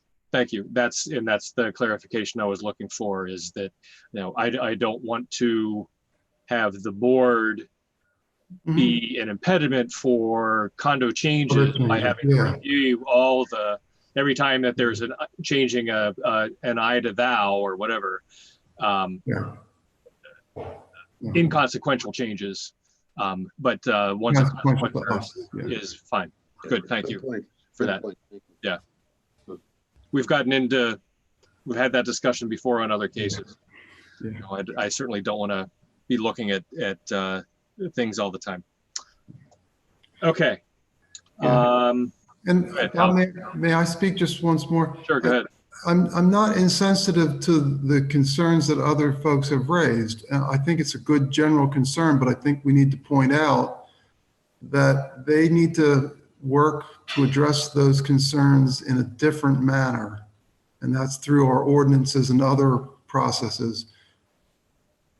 So I'd be willing to help folks on that or support that, but this isn't the venue for doing that.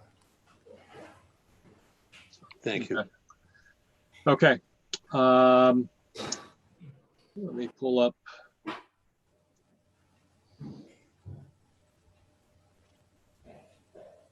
Okay.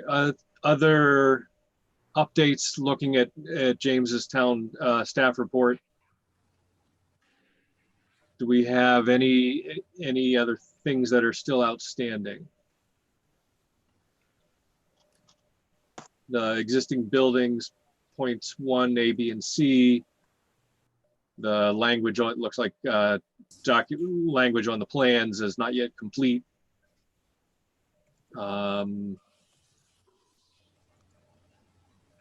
is 1, creation of new units. No new units could be involved. The condo documents for item 2, we have, did we receive legal review on them? As I said, we received legal review back, and we received incorporation of the requested edits from Attorney Leeming's office. What I'm doing right now is I'm going to suggest that we still have a condition prior to the signing of plans for incorporation of changes requested by town legal counsel into the condominium documents. Again, simply because I saw the email come in, I haven't had the opportunity to open the document. But like I said, I would fully expect that that condition would be, satisfied already. Right. Okay. Hal, go ahead. Worst case, Mr. Lehman indicated that he thought he, quote, improved them. The worst case would be that it would revert back to the language that our lawyer proposed. Yeah. I'm fine with that. Yeah, I mean, I just wanted to confirm that, just so there's no surprises. There were only a very few words Yeah. that I changed. Yeah, sometimes people get stuck on some things. I just want to make sure. Yeah, understood. Because if that's the case, I don't have a problem with conditional approval. Okay. Mr. Chairman, Go ahead. I knew I was bumped off for a few minutes, but there was a request by Charles Brown for a letter to be read into the record. Exactly. I was just going to get into public hearing. Thank you. Yep. Well, we have identified all members who are here tonight, who are either town staff, town board members, or members of the applicant's team. So we don't have any members of the public on the Zoom meeting. I do have well, at this point, I'll open public hearing or public comment. In general, I would read a list of who was on the meeting or phoning in, but seeing as we don't have anyone who's, as I said, who's not been identified, I'll just read the letter. Dated August 11th, 2020, dear members of the planning board. I'm in a butter to the Property Entrepreneurs LLC property and received a notice about the minor subdivision that's proposed there. While I'm not opposed to this application, it needs to get a thorough review by the planning board. As you can see from the plans, the 3 buildings involved are only about a foot from my property line. My only comment is that the waiver from having to show buildings, wells, and septic systems within 100 feet of the site should not be granted.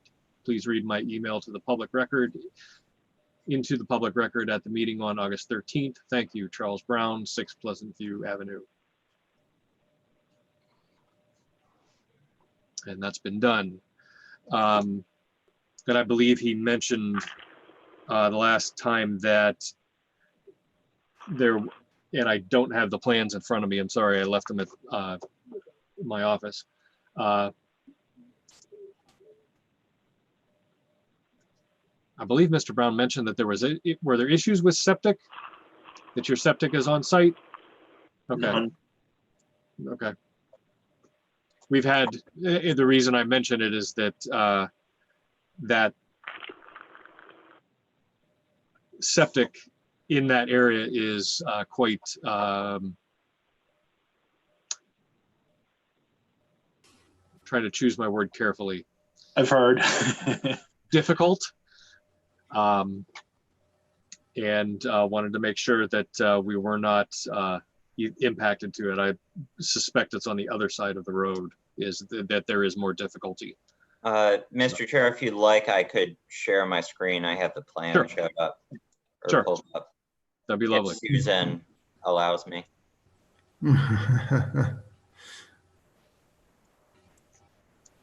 She Oh, she needs to grant you permission. has She to does. grant permission as hostess. She might have stepped away. No, she's. Oh, I'm here. I'm Oh, just okay. trying to. She has the control. Yeah, you were, You should, I'm able to share my Yeah. screen, James. yeah. The last 2 times I clicked it, it said no. It's working. Oh, this okay. time. Now it's working. Hmm. Okay. Thank you.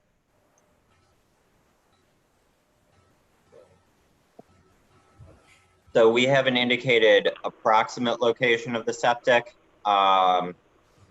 This will also need subdivision approval by NHDES.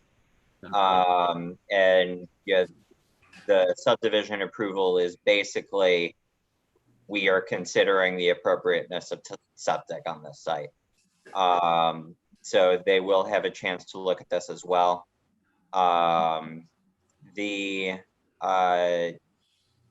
You know, as relates to the waiver, you can see the applicant has shown buildings or partial buildings as they immediately abut the site. The waiver request is essentially to not have to show all 4 sides of this house and keep going, you know, further out that way. So I think in considering that waiver, the board is really considering whether the plans as shown give you enough information to understand the proposal and to render a decision on this case. If you feel that you need to see that additional context, that would be a reason to reject the waiver. If you think that you have enough context with what you've got, you can feel free to approve it. As always, I am recommending our normal conditions for waivers that, as a condition of granting the waiver, the applicant add a note to the plan identifying each requested waiver and the date on which it was approved. Right. Oh, sorry. I'm still sharing my screen, so I should stay okay. on that for you.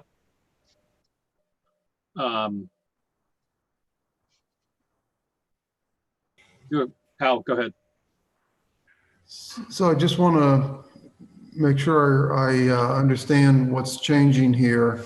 The applicant is not proposing any changes to the wells that exist or the septic system that currently exists and serves these 3 buildings. Is that correct? Yes.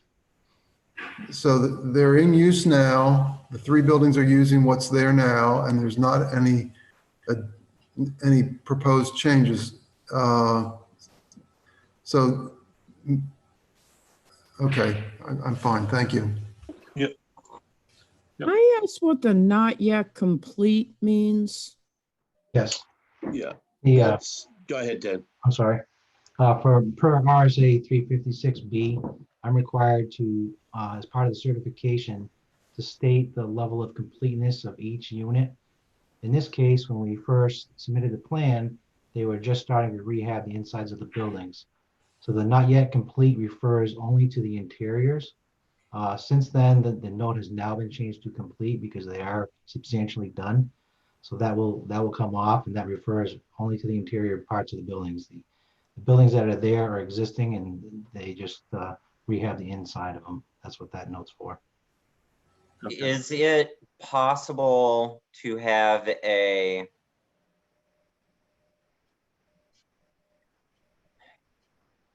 I guess you're under 3.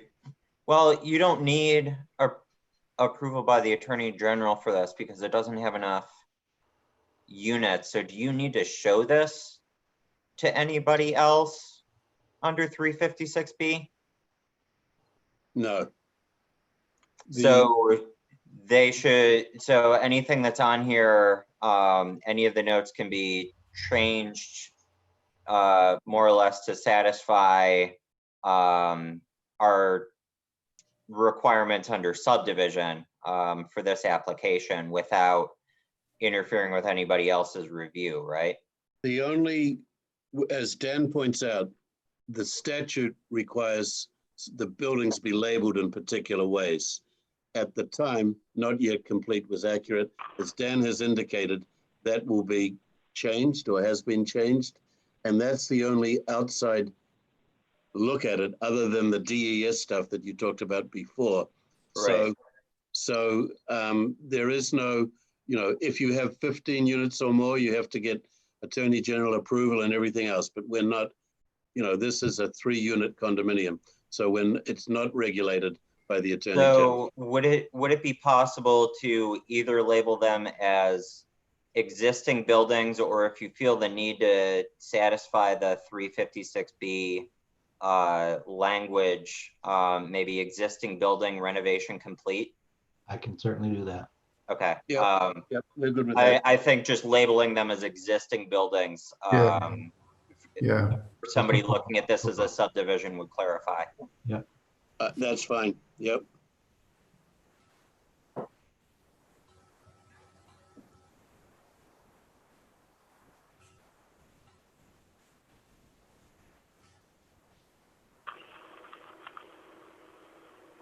Are we done with talking about the waiver? Because I just wanted to add one point, that the waivers for locating outside the property are really for when you're building afresh.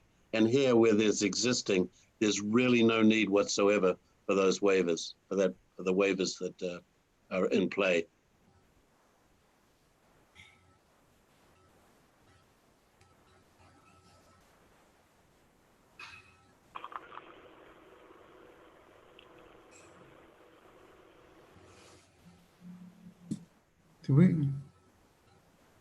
Did we lose Bob?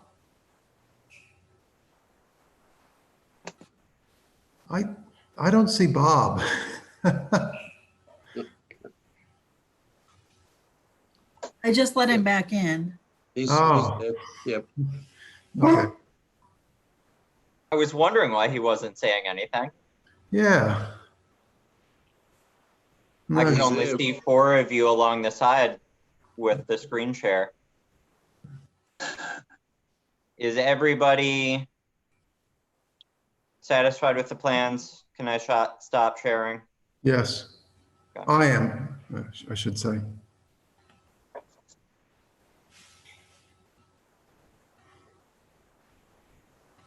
Bob's putting up new wallpaper, I'll bet. I have a question. Let's wait until we're sure Bob's back in. Yeah. He just has to unmute. Okay. He might still be looking for his camera or something. Okay, I got audio at least. That's good enough. Yep. There we So go. Betty had a There we go. question. Okay. Sorry, go ahead, Betty.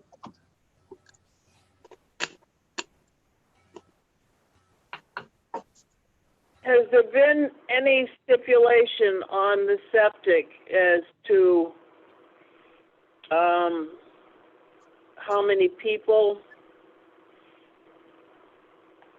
or how many bedrooms or whatever? We wish well that if it's In other words, if No. these, that should be on file. The septic. Well, I was thinking if it's 1950s, it might not be on file with the town. Nope, it's on file with the town. I accessed it when I was purchasing the place. I forget if it was either Susan, possibly Linda, or one of the other people that worked in land and use. They went and got it for me, and then DES has it on the record because the former seller, the former owner, he actually had the leach field replaced in 2006. So that's why that septic design that you have there is 2006 on file. So it's, well, actually that's maybe a newer version, but anyways, long story short, they had all the information then. It's a 2,500 gallon tank, and we didn't add any bedrooms or units or size. So it was, technically grandfathered in the size. So the calculations on that unit are based on 7 bedrooms, daily flow volume of 1,050 gallons per day. And then that calculation, it's showing a required minimum tank of 1,575 gallons. And the tank provided 2,500 gallons. So At least based on the calculations of the existing plan, the tank should be more than sufficient. Okay, Oops.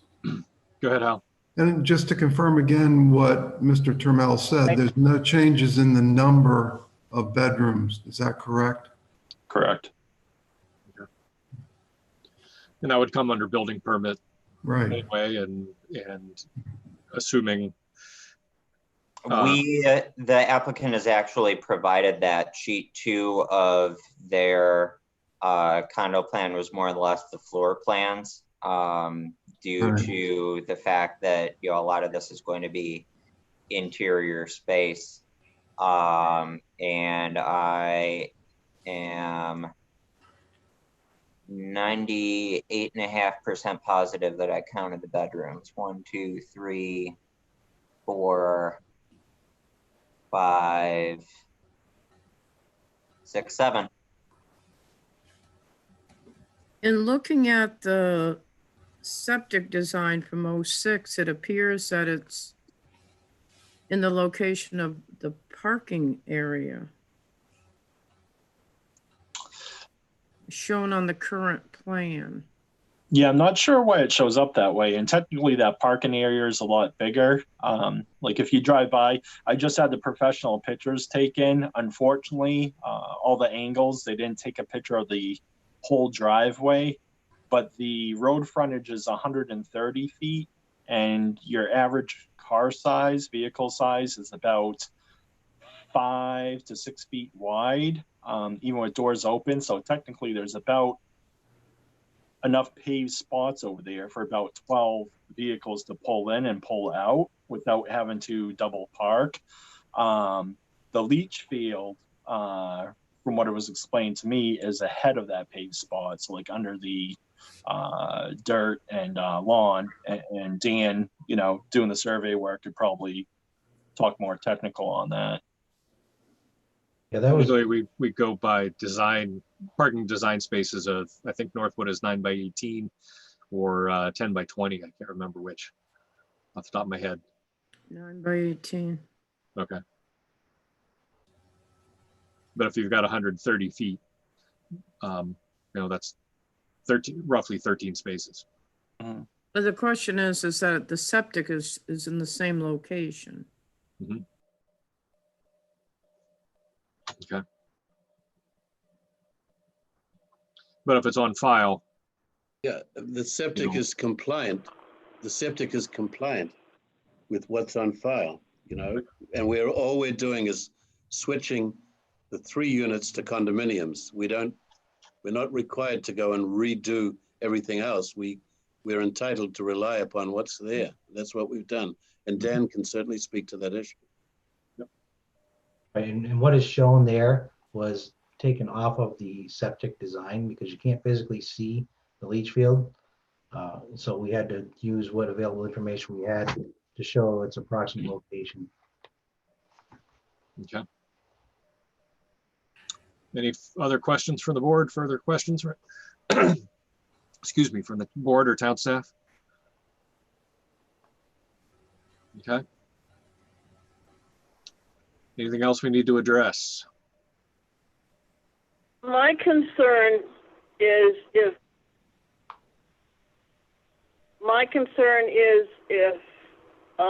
somebody's renting a place for a week, they might have extra people in those bedrooms, would put strain on the septic. Well, the only thing the town can enforce is the number of bedrooms, not the number of people. Right. So I think I would try to bring the board back around to the reason this is going through subdivision is for the ownership issue. And as we've described, there are any number of lengths of rental that can happen on this site, regardless of who physically owns them, whether it's owned by 3 separate people individually, 3 separate people together on one entire site, just owned by one person. And we don't, this isn't going to trigger site plan review or anything like that. So the primary issue is the ownership of the lots.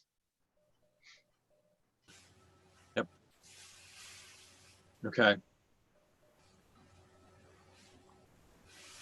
So, just trying to think. Did we approve? Going back, and I don't have my minutes. Do we approve the waiver, or would we to vote on the waiver? You did not vote on the waivers. Did not. Okay. And to remind the board, there are two waiver requests. So the first request is to section 4.10B, paragraph 4, to not show all buildings, wells, and septic systems within 100 feet of the subject site, for the reasons that the applicant has reiterated on this meeting. The other waiver request is to section 4.10E, to show an approximate elevation of the 100-year floodplain utilizing GIS data in lieu of a precise elevation, because FEMA has not determined a base flood elevation for this portion of the floodplain. And as I said, my recommendation is that if approved, both of those waivers be approved, subject to requiring a note to that effect on the plan. I'll make a motion to approve both those waivers. Let's do one at a time. Okay, I'll make a motion to approve the waiver for the floodplain. Okay, that's section 410E as in Edward. Correct. Second? Second. Do I have a second? Okay, so motion by Mr. Kreider, second by Mr. Curry. Discussion on the waiver for 410E, which is using GIS data as in lieu of floodplain data.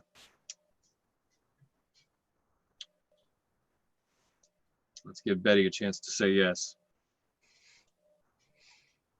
Okay, I think she's staying silent. She can chime in beforehand. Discussion, well, further discussion. Hearing none, Susan will do a roll call vote, please. Hal, Yes, Dwayne, Yes. Betty,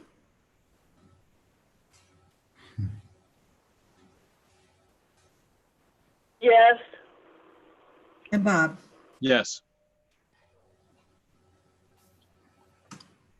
okay, Okay. I'll make a motion to waive the requirement for drawing everything within 100 feet of the existing lot. Okay, which is section 410B, paragraph 4. Correct. And do we have a second? Second. Okay, motion by Mr. Kreider, second by Mr. Curry. And I'll give discussion to, and I think Susan, we're gonna let Betty vote first. Okay. Just to get her, so she gets a chance to say something. Because I don't want to get her cut off. Discussion on the amendment for the 100 structures within 100 feet. Betty has a 10-second delay. Okay, all those in favor, Susan can do a roll call vote, please. Actually, vote how you want.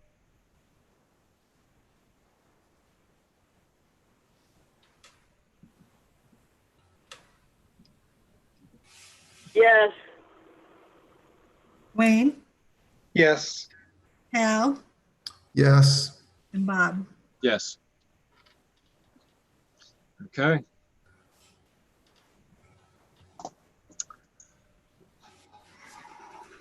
Okay, reading over James's staff report, we have 6 recommended conditions of approval.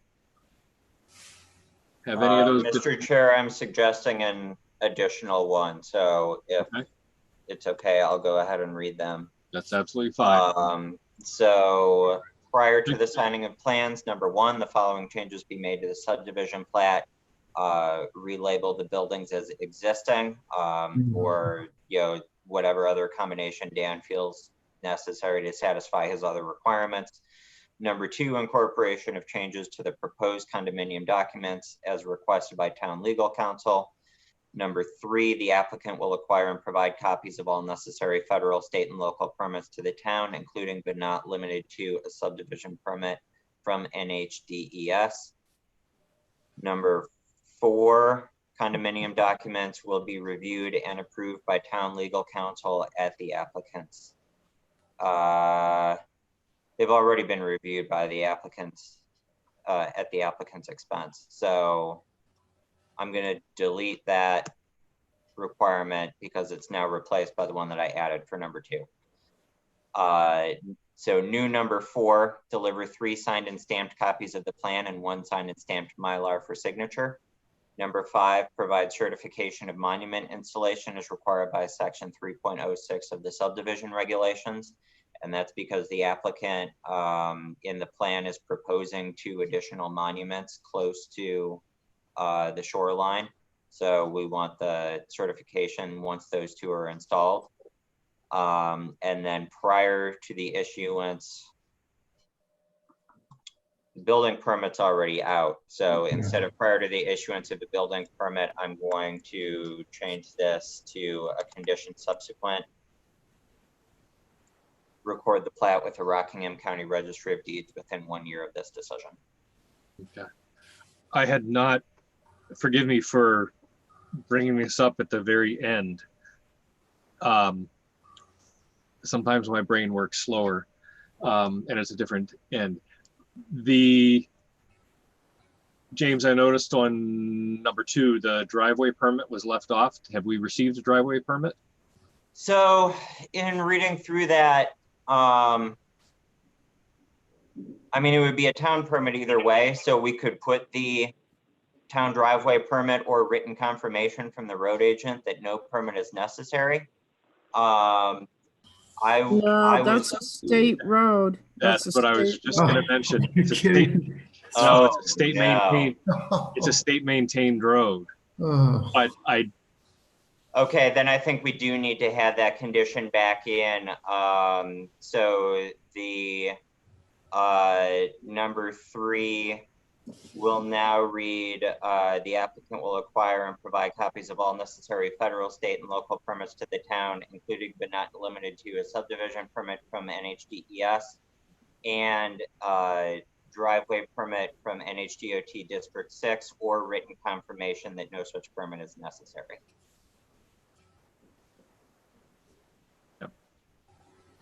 It's an odd situation for the town of Northwood in that the way I understand it, it is a local road, but it is state maintained.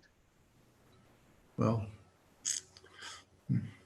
it was a state road and we didn't want it. Is really what it turned out to be. Well, it was a state road and we didn't want it. Right. When they built the bigger road straight through. Oh, Route 4. Yeah. They said, well, don't you want this road? We said, no. Okay. Interesting. Okay. At least that's the story I heard from Bob Bailey. So I think it's probably accurate. I have no reason to doubt that, and it sounds like something this town would do. Not to. Might have been talking at the time. Yes. Anyway. Okay. And James, thank you for including the clarification that verification that no permit is needed, because that covers both our bases. So the recommended conditions of approval have been read. Are there any further questions or comments from the board? Any clarification needed from the applicant or statements from the applicant on the conditions? We're satisfied, thank you. Okay. Okay, so I'll make a motion to approve based on the conditions James read. Okay, do we have a second? Second. Second. I think Betty is up this time. Go ahead. Okay, discussion on the motion to approve. I really did. I'm not doubting you. There's a, like I said, there's a 10-second delay. Only 10 seconds. I counted. It's about 9 to 10 seconds. Excuse me. Any discussion on the motion to approve from the board? Hearing none. Susan can do a roll call vote, please. Al, Yes. Betty,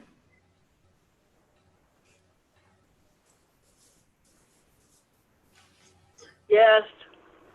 That was Wayne, only 7, Bob. You count too slow. Yes.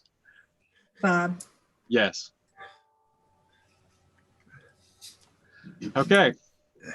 So you are approved with conditions. You will receive a letter of notification from town staff probably sometime next week once they get it. James can certainly shoot off a email with the conditions as listed if need be. And Thanks Thank very you. much. Thank you. Thanks, Chairman, and thanks, everybody. sure. Appreciate the town's input. Okay, thank you. Thank you for working with us. Yes, thank you very much. Thank Okay, you. thank you. Have a good night, everyone. You Good too. night. Good night.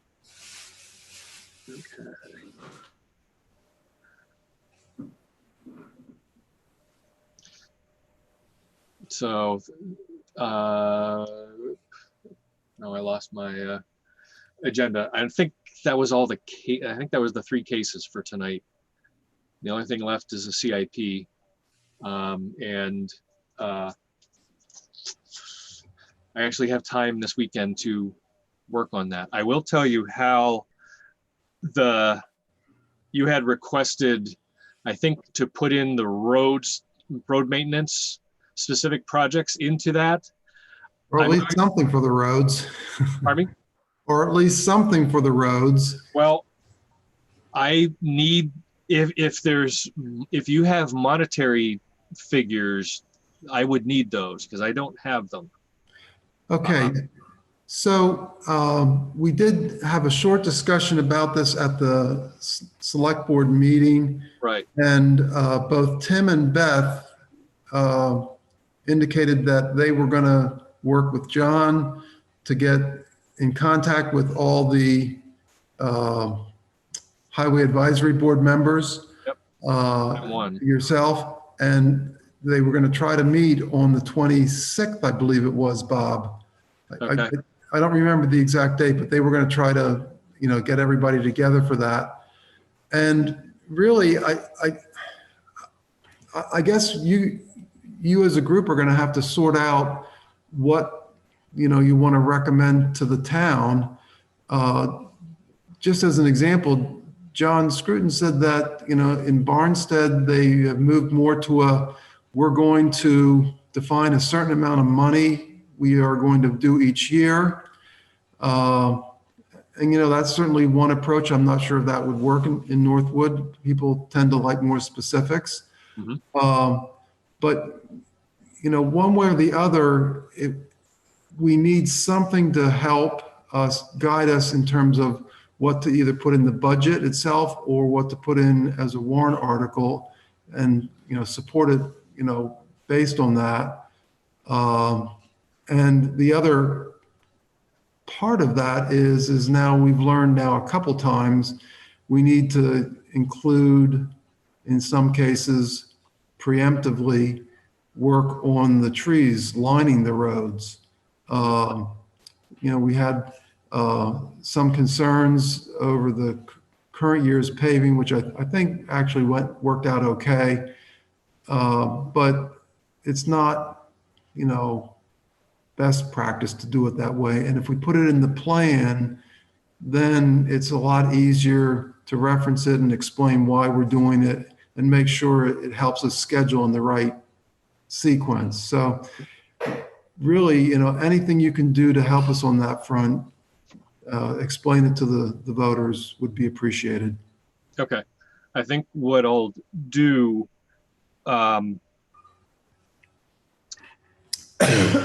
on 2 fronts, and I'm sorry I'm taking up planning board time for this, but it should, for specifics. If I will look back through the last couple town reports for dollar figures for budget for highway, because my belief with the CIP, I understand your reasoning for wanting to put a specific project or road project in the CIP because it draws attention to it. It says, it, sets it in, I won't say set it in stone, set it in asphalt. Yeah. Yes. To that, yes, this is what we had planned to do, and either we did or we didn't. Right. From that is secondary to the purpose of the CIP, because if there really is if that project is within the budget of the CIP or of the town budget of the highway department, and the budget has not really increased significantly from year to year, which by my recollection, the budget has not increased much. The warrant articles have been, 100,000, 100,000, 100,000. I think, I don't know what the current one is, but 350,000. So is there $0 in the budget for highway maintenance, and they just moved it out of the budget and into the warrant article? Well, that's the conundrum of the what do you call it? Default budget vote. Okay. Default budget had it in because 2 years ago we had the paving in the budget. Yes. And at each budget subsequent, we put more and more into the warrant article, but the town decided to approve the default budget, which meant that we had it in essence in both places, or at least a significant portion of it. So there's 250 in the budget for maintenance, for road maintenance in the default budget? I don't remember the exact numbers, Bob, but yeah, there's something like $100,000 that we always put in for the block to be the equivalent of the block grant. And then we also added, money for some other things, including we said, come hell or high water, we're going to do Harvey Lake Road. So some of those were in there and built in. Others were with the warrant. Okay. But yeah, and that's really part of, we need to sort of restructure the whole thing, but we haven't been able to break that cycle. Right. So you're going to have to be careful when you look at the numbers, really quite careful. I would suggest you talk to John and Paul, and they may be able to give you the printouts from the previous years for those sections so that you at least have the official numbers as a starting point. Okay. The warrants are easy to look up in the town report, thanks to Linda. Yes. But the budget stuff and what we actually expended, you want the expenditure report really. That would be, the prior years would have to come from John or Paul. I'll make this brief. What I might end up doing is to operate the CIP on the Barnstead model, is to say we've allocated approximately, $250,000 in the budget for road maintenance for all these years. That should continue. I'm not going to include a specific project because it's coming out of that budget. As well, we've done, $100,000 by warrant article in these years in the past. Yeah, or something like that. Something like that. I think that's sufficient, Bob. Yeah, just so it's in there. You might not have sufficient time right away for the CIP to come up with something specific, but if the advisory, what I'm saying is you might not be able to come up with a specific road or anything like that because you're just really getting restarted on the meetings. Right. By the time the budgeting session is done, come January or something, the recommendations as to which roads should use up that money may have bubbled to the top by then. Maybe. Yeah. We'd have to see. Yeah. Okay, that's fine. I know you had requested it. I'm struggling with how to get it in there. But I will do what I can with it. That being said, what I had intended to do was to have this emailed out late last night. I did not get to it. So we can talk to it tonight. I do expect to have it, like I said, I actually have a block of time this weekend to take a look at it and get the numbers incorporated in. I have fire courtesy of Linda, and the rest of it is in. I just have to do the analysis and email that out. But I do want to get it to you like Tuesday, Wednesday at the latest. Next week. If it impacts your decisions on scheduling, today we received a request from Aroma Joe to continue. Oh, really? So we still have to have a meeting next week on the 20th. Because we cannot act on that request until the agenda that it's scheduled for. But our only item of business for next Thursday has just requested a continuance. So if you'd prefer a 5-minute meeting, we can do a 5-minute meeting, or if you'd prefer 5 minutes of cases and then some CIP or other business, we could put in some of that time next week. Okay. Let me, when would you need to, well, I set the agenda. Let's put the CIP on the agenda. I think it is as internal staff in general, or internal items in general. And see when I can get it out. And that give Hal and other members of the board a chance to take a look at it. Yeah, be great. Because if it's Wednesday, if it's late Wednesday night, you're not going to get much of a chance to do much of analysis. If you want. Bob, I'm just thinking ahead. Glenn or Greg, I forget which, comes in tomorrow. And those are our two finance people. Okay. It might make sense for you to ask for Paul Allard, who we've hired as deputy finance / admin. Mm-hmm. And he's going to be working with whoever is coming in on some other expenditure reports. And that would be good practice for him to be able to try to get the other ones. So if you want to talk to him about that and express exactly what you want, you might have a good shot at getting some stuff that day yet. Or I can call him if you want. Well, I think I was going to shoot John Scruton an email. Okay, this is good. Email. Tomorrow I will not be available during the day. Well, then shoot an email. September 2nd deadline to get school open. So yeah, lucky you. Yeah. So I'm going to be a little busy. But let me shoot him an email. Okay, just as good. Just so he's aware of it. And I can do that right after the meeting. Okay, so talk to me, please. Sure, I will. Yep. But I think if we go back,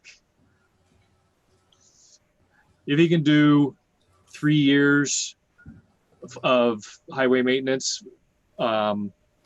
general amounts of funds, just, it doesn't have to be, dollar expenditure in budget, and then whether the warrant article is approved or not, that'd be fine. Yeah, okay. Okay. And that'll give me $1, that's a baseline of what we spend over the last couple of years, and for that. And I agree. I think what we'll need to do as highway advisory is to say, yes, we've been spending, pull the number $450,000 annually. Where do we need to what roads are high on the priority list? So, yeah, but that won't happen for a bit. I wrote the last one, so. Yeah, no, understood. Just appreciate any insight or input we can get. Sure. I think rather than put a road plan into the CIP, I would say let's develop the road plan separately to make emphasis on the road plan, and then we can incorporate it into the CIP. Yeah, that sounds good. So that at least, because more people, I think, will see the CIP than they'll see the road plan, but who knows? Yeah. Okay. Yeah, but at least then the CIP starts to look at what our big spending is. Right. As it goes out through the years. And that's Exactly. important. Anything else then? So in light of sort of the conversation that we had earlier this evening about, sorry, I'm getting a cattail flipping through my background image, about short-term rentals and whether, that was more appropriately a conversation about whether to or how to regulate. I wanted to at least encourage you to start thinking about whether there are any zoning amendments for this year. I am not currently aware of anything that is coming through state legislation that we're going to be required to change to address. There were some things in the governor's housing bill, but that didn't move forward because of procedural things when the legislature went on a delay due to COVID. So that won't be coming down this year. So right now, my list is essentially, we had previously talked about taking a look at the wetlands conservation overlay and the structure of it to potentially clarify that. Other than that, I don't have anything that seems to be pressing.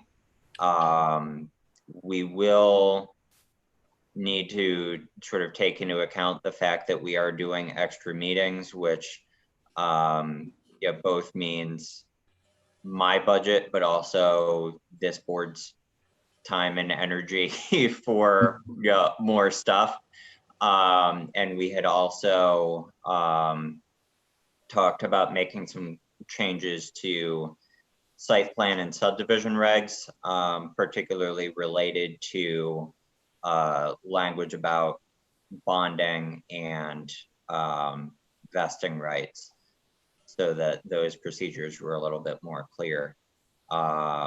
So we don't necessarily have to do a zoning amendment this year if you wanted to take a break after a couple fairly heavy years, or if there are things that you do want to address this year, we probably want to start talking now so we can plan that out. I would be, Gail, I'll give you, you can go ahead in a second. I think that given the large number of lakefront properties we have and a significant number of secondary homes, I would like to have some definitions, at least in our ordinance, about this topic. It, as a starting point, I think if we get to the point, if the board chooses to move toward regulation of short-term rentals, which I'm not advocating either way for at this point, I think we need to have multiple town involvement meetings, because we have a significant summer population and we have a significant landowner, housing owner population that are not necessarily in town at the same time, both of whom could be impacted on multiple properties. There are multiple waterfronts. So, but I know it's interesting you mentioned Barnstead, because they are in a similar, which is where I used to work. They are in a similar situation with a lot of water bodies and a lot of rental properties. And they have struggled with the balance between, year-round residents living right next to Airbnbs And it has not necessarily been pleasant to deal with. Bob, oh, excuse me. Go ahead. I'm going to suggest that maybe we wait until we have Victoria and a couple other board members on, because I think, some of them, based on their comments, might feel pretty strongly. So Yeah. we could wait to hear what they weigh in on. I'd appreciate it. Sure. It's not that it's something I want to decide tonight. Oh, okay. Yeah, no, at all. It's more getting, each of us at this point has the ability to express their opinion as to whether it's a topic of interest or not. Yeah. And I'm guess for me personally, I'm stating it is a topic of interest. So if I could suggest that maybe, again, if we have a little bit of time next week, board members, if you have any other topics that you'd like to consider or discuss, shoot staff an email so we can have our list ready to go, and we can try and at least finalize the things that we know we want to talk about next week, and then we can set a schedule for, do we need to research some things? Do we need to set aside time to talk about things individually? Do we have directions that we want to explore, etc.? Yeah. Okay. Yep. We can do that. Okay. Anything else then? I would entertain a motion. Betty, you want to make a motion?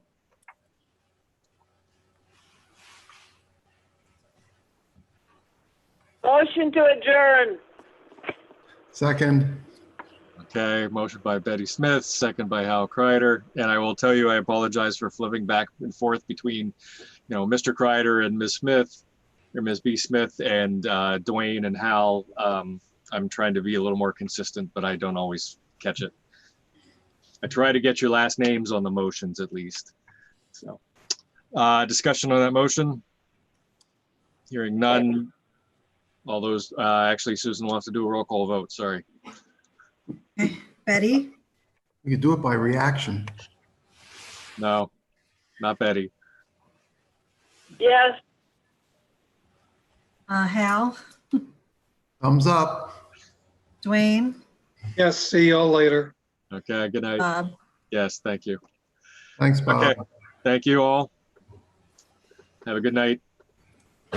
Thanks, James. Nicely done. Good As night. always. And Susan.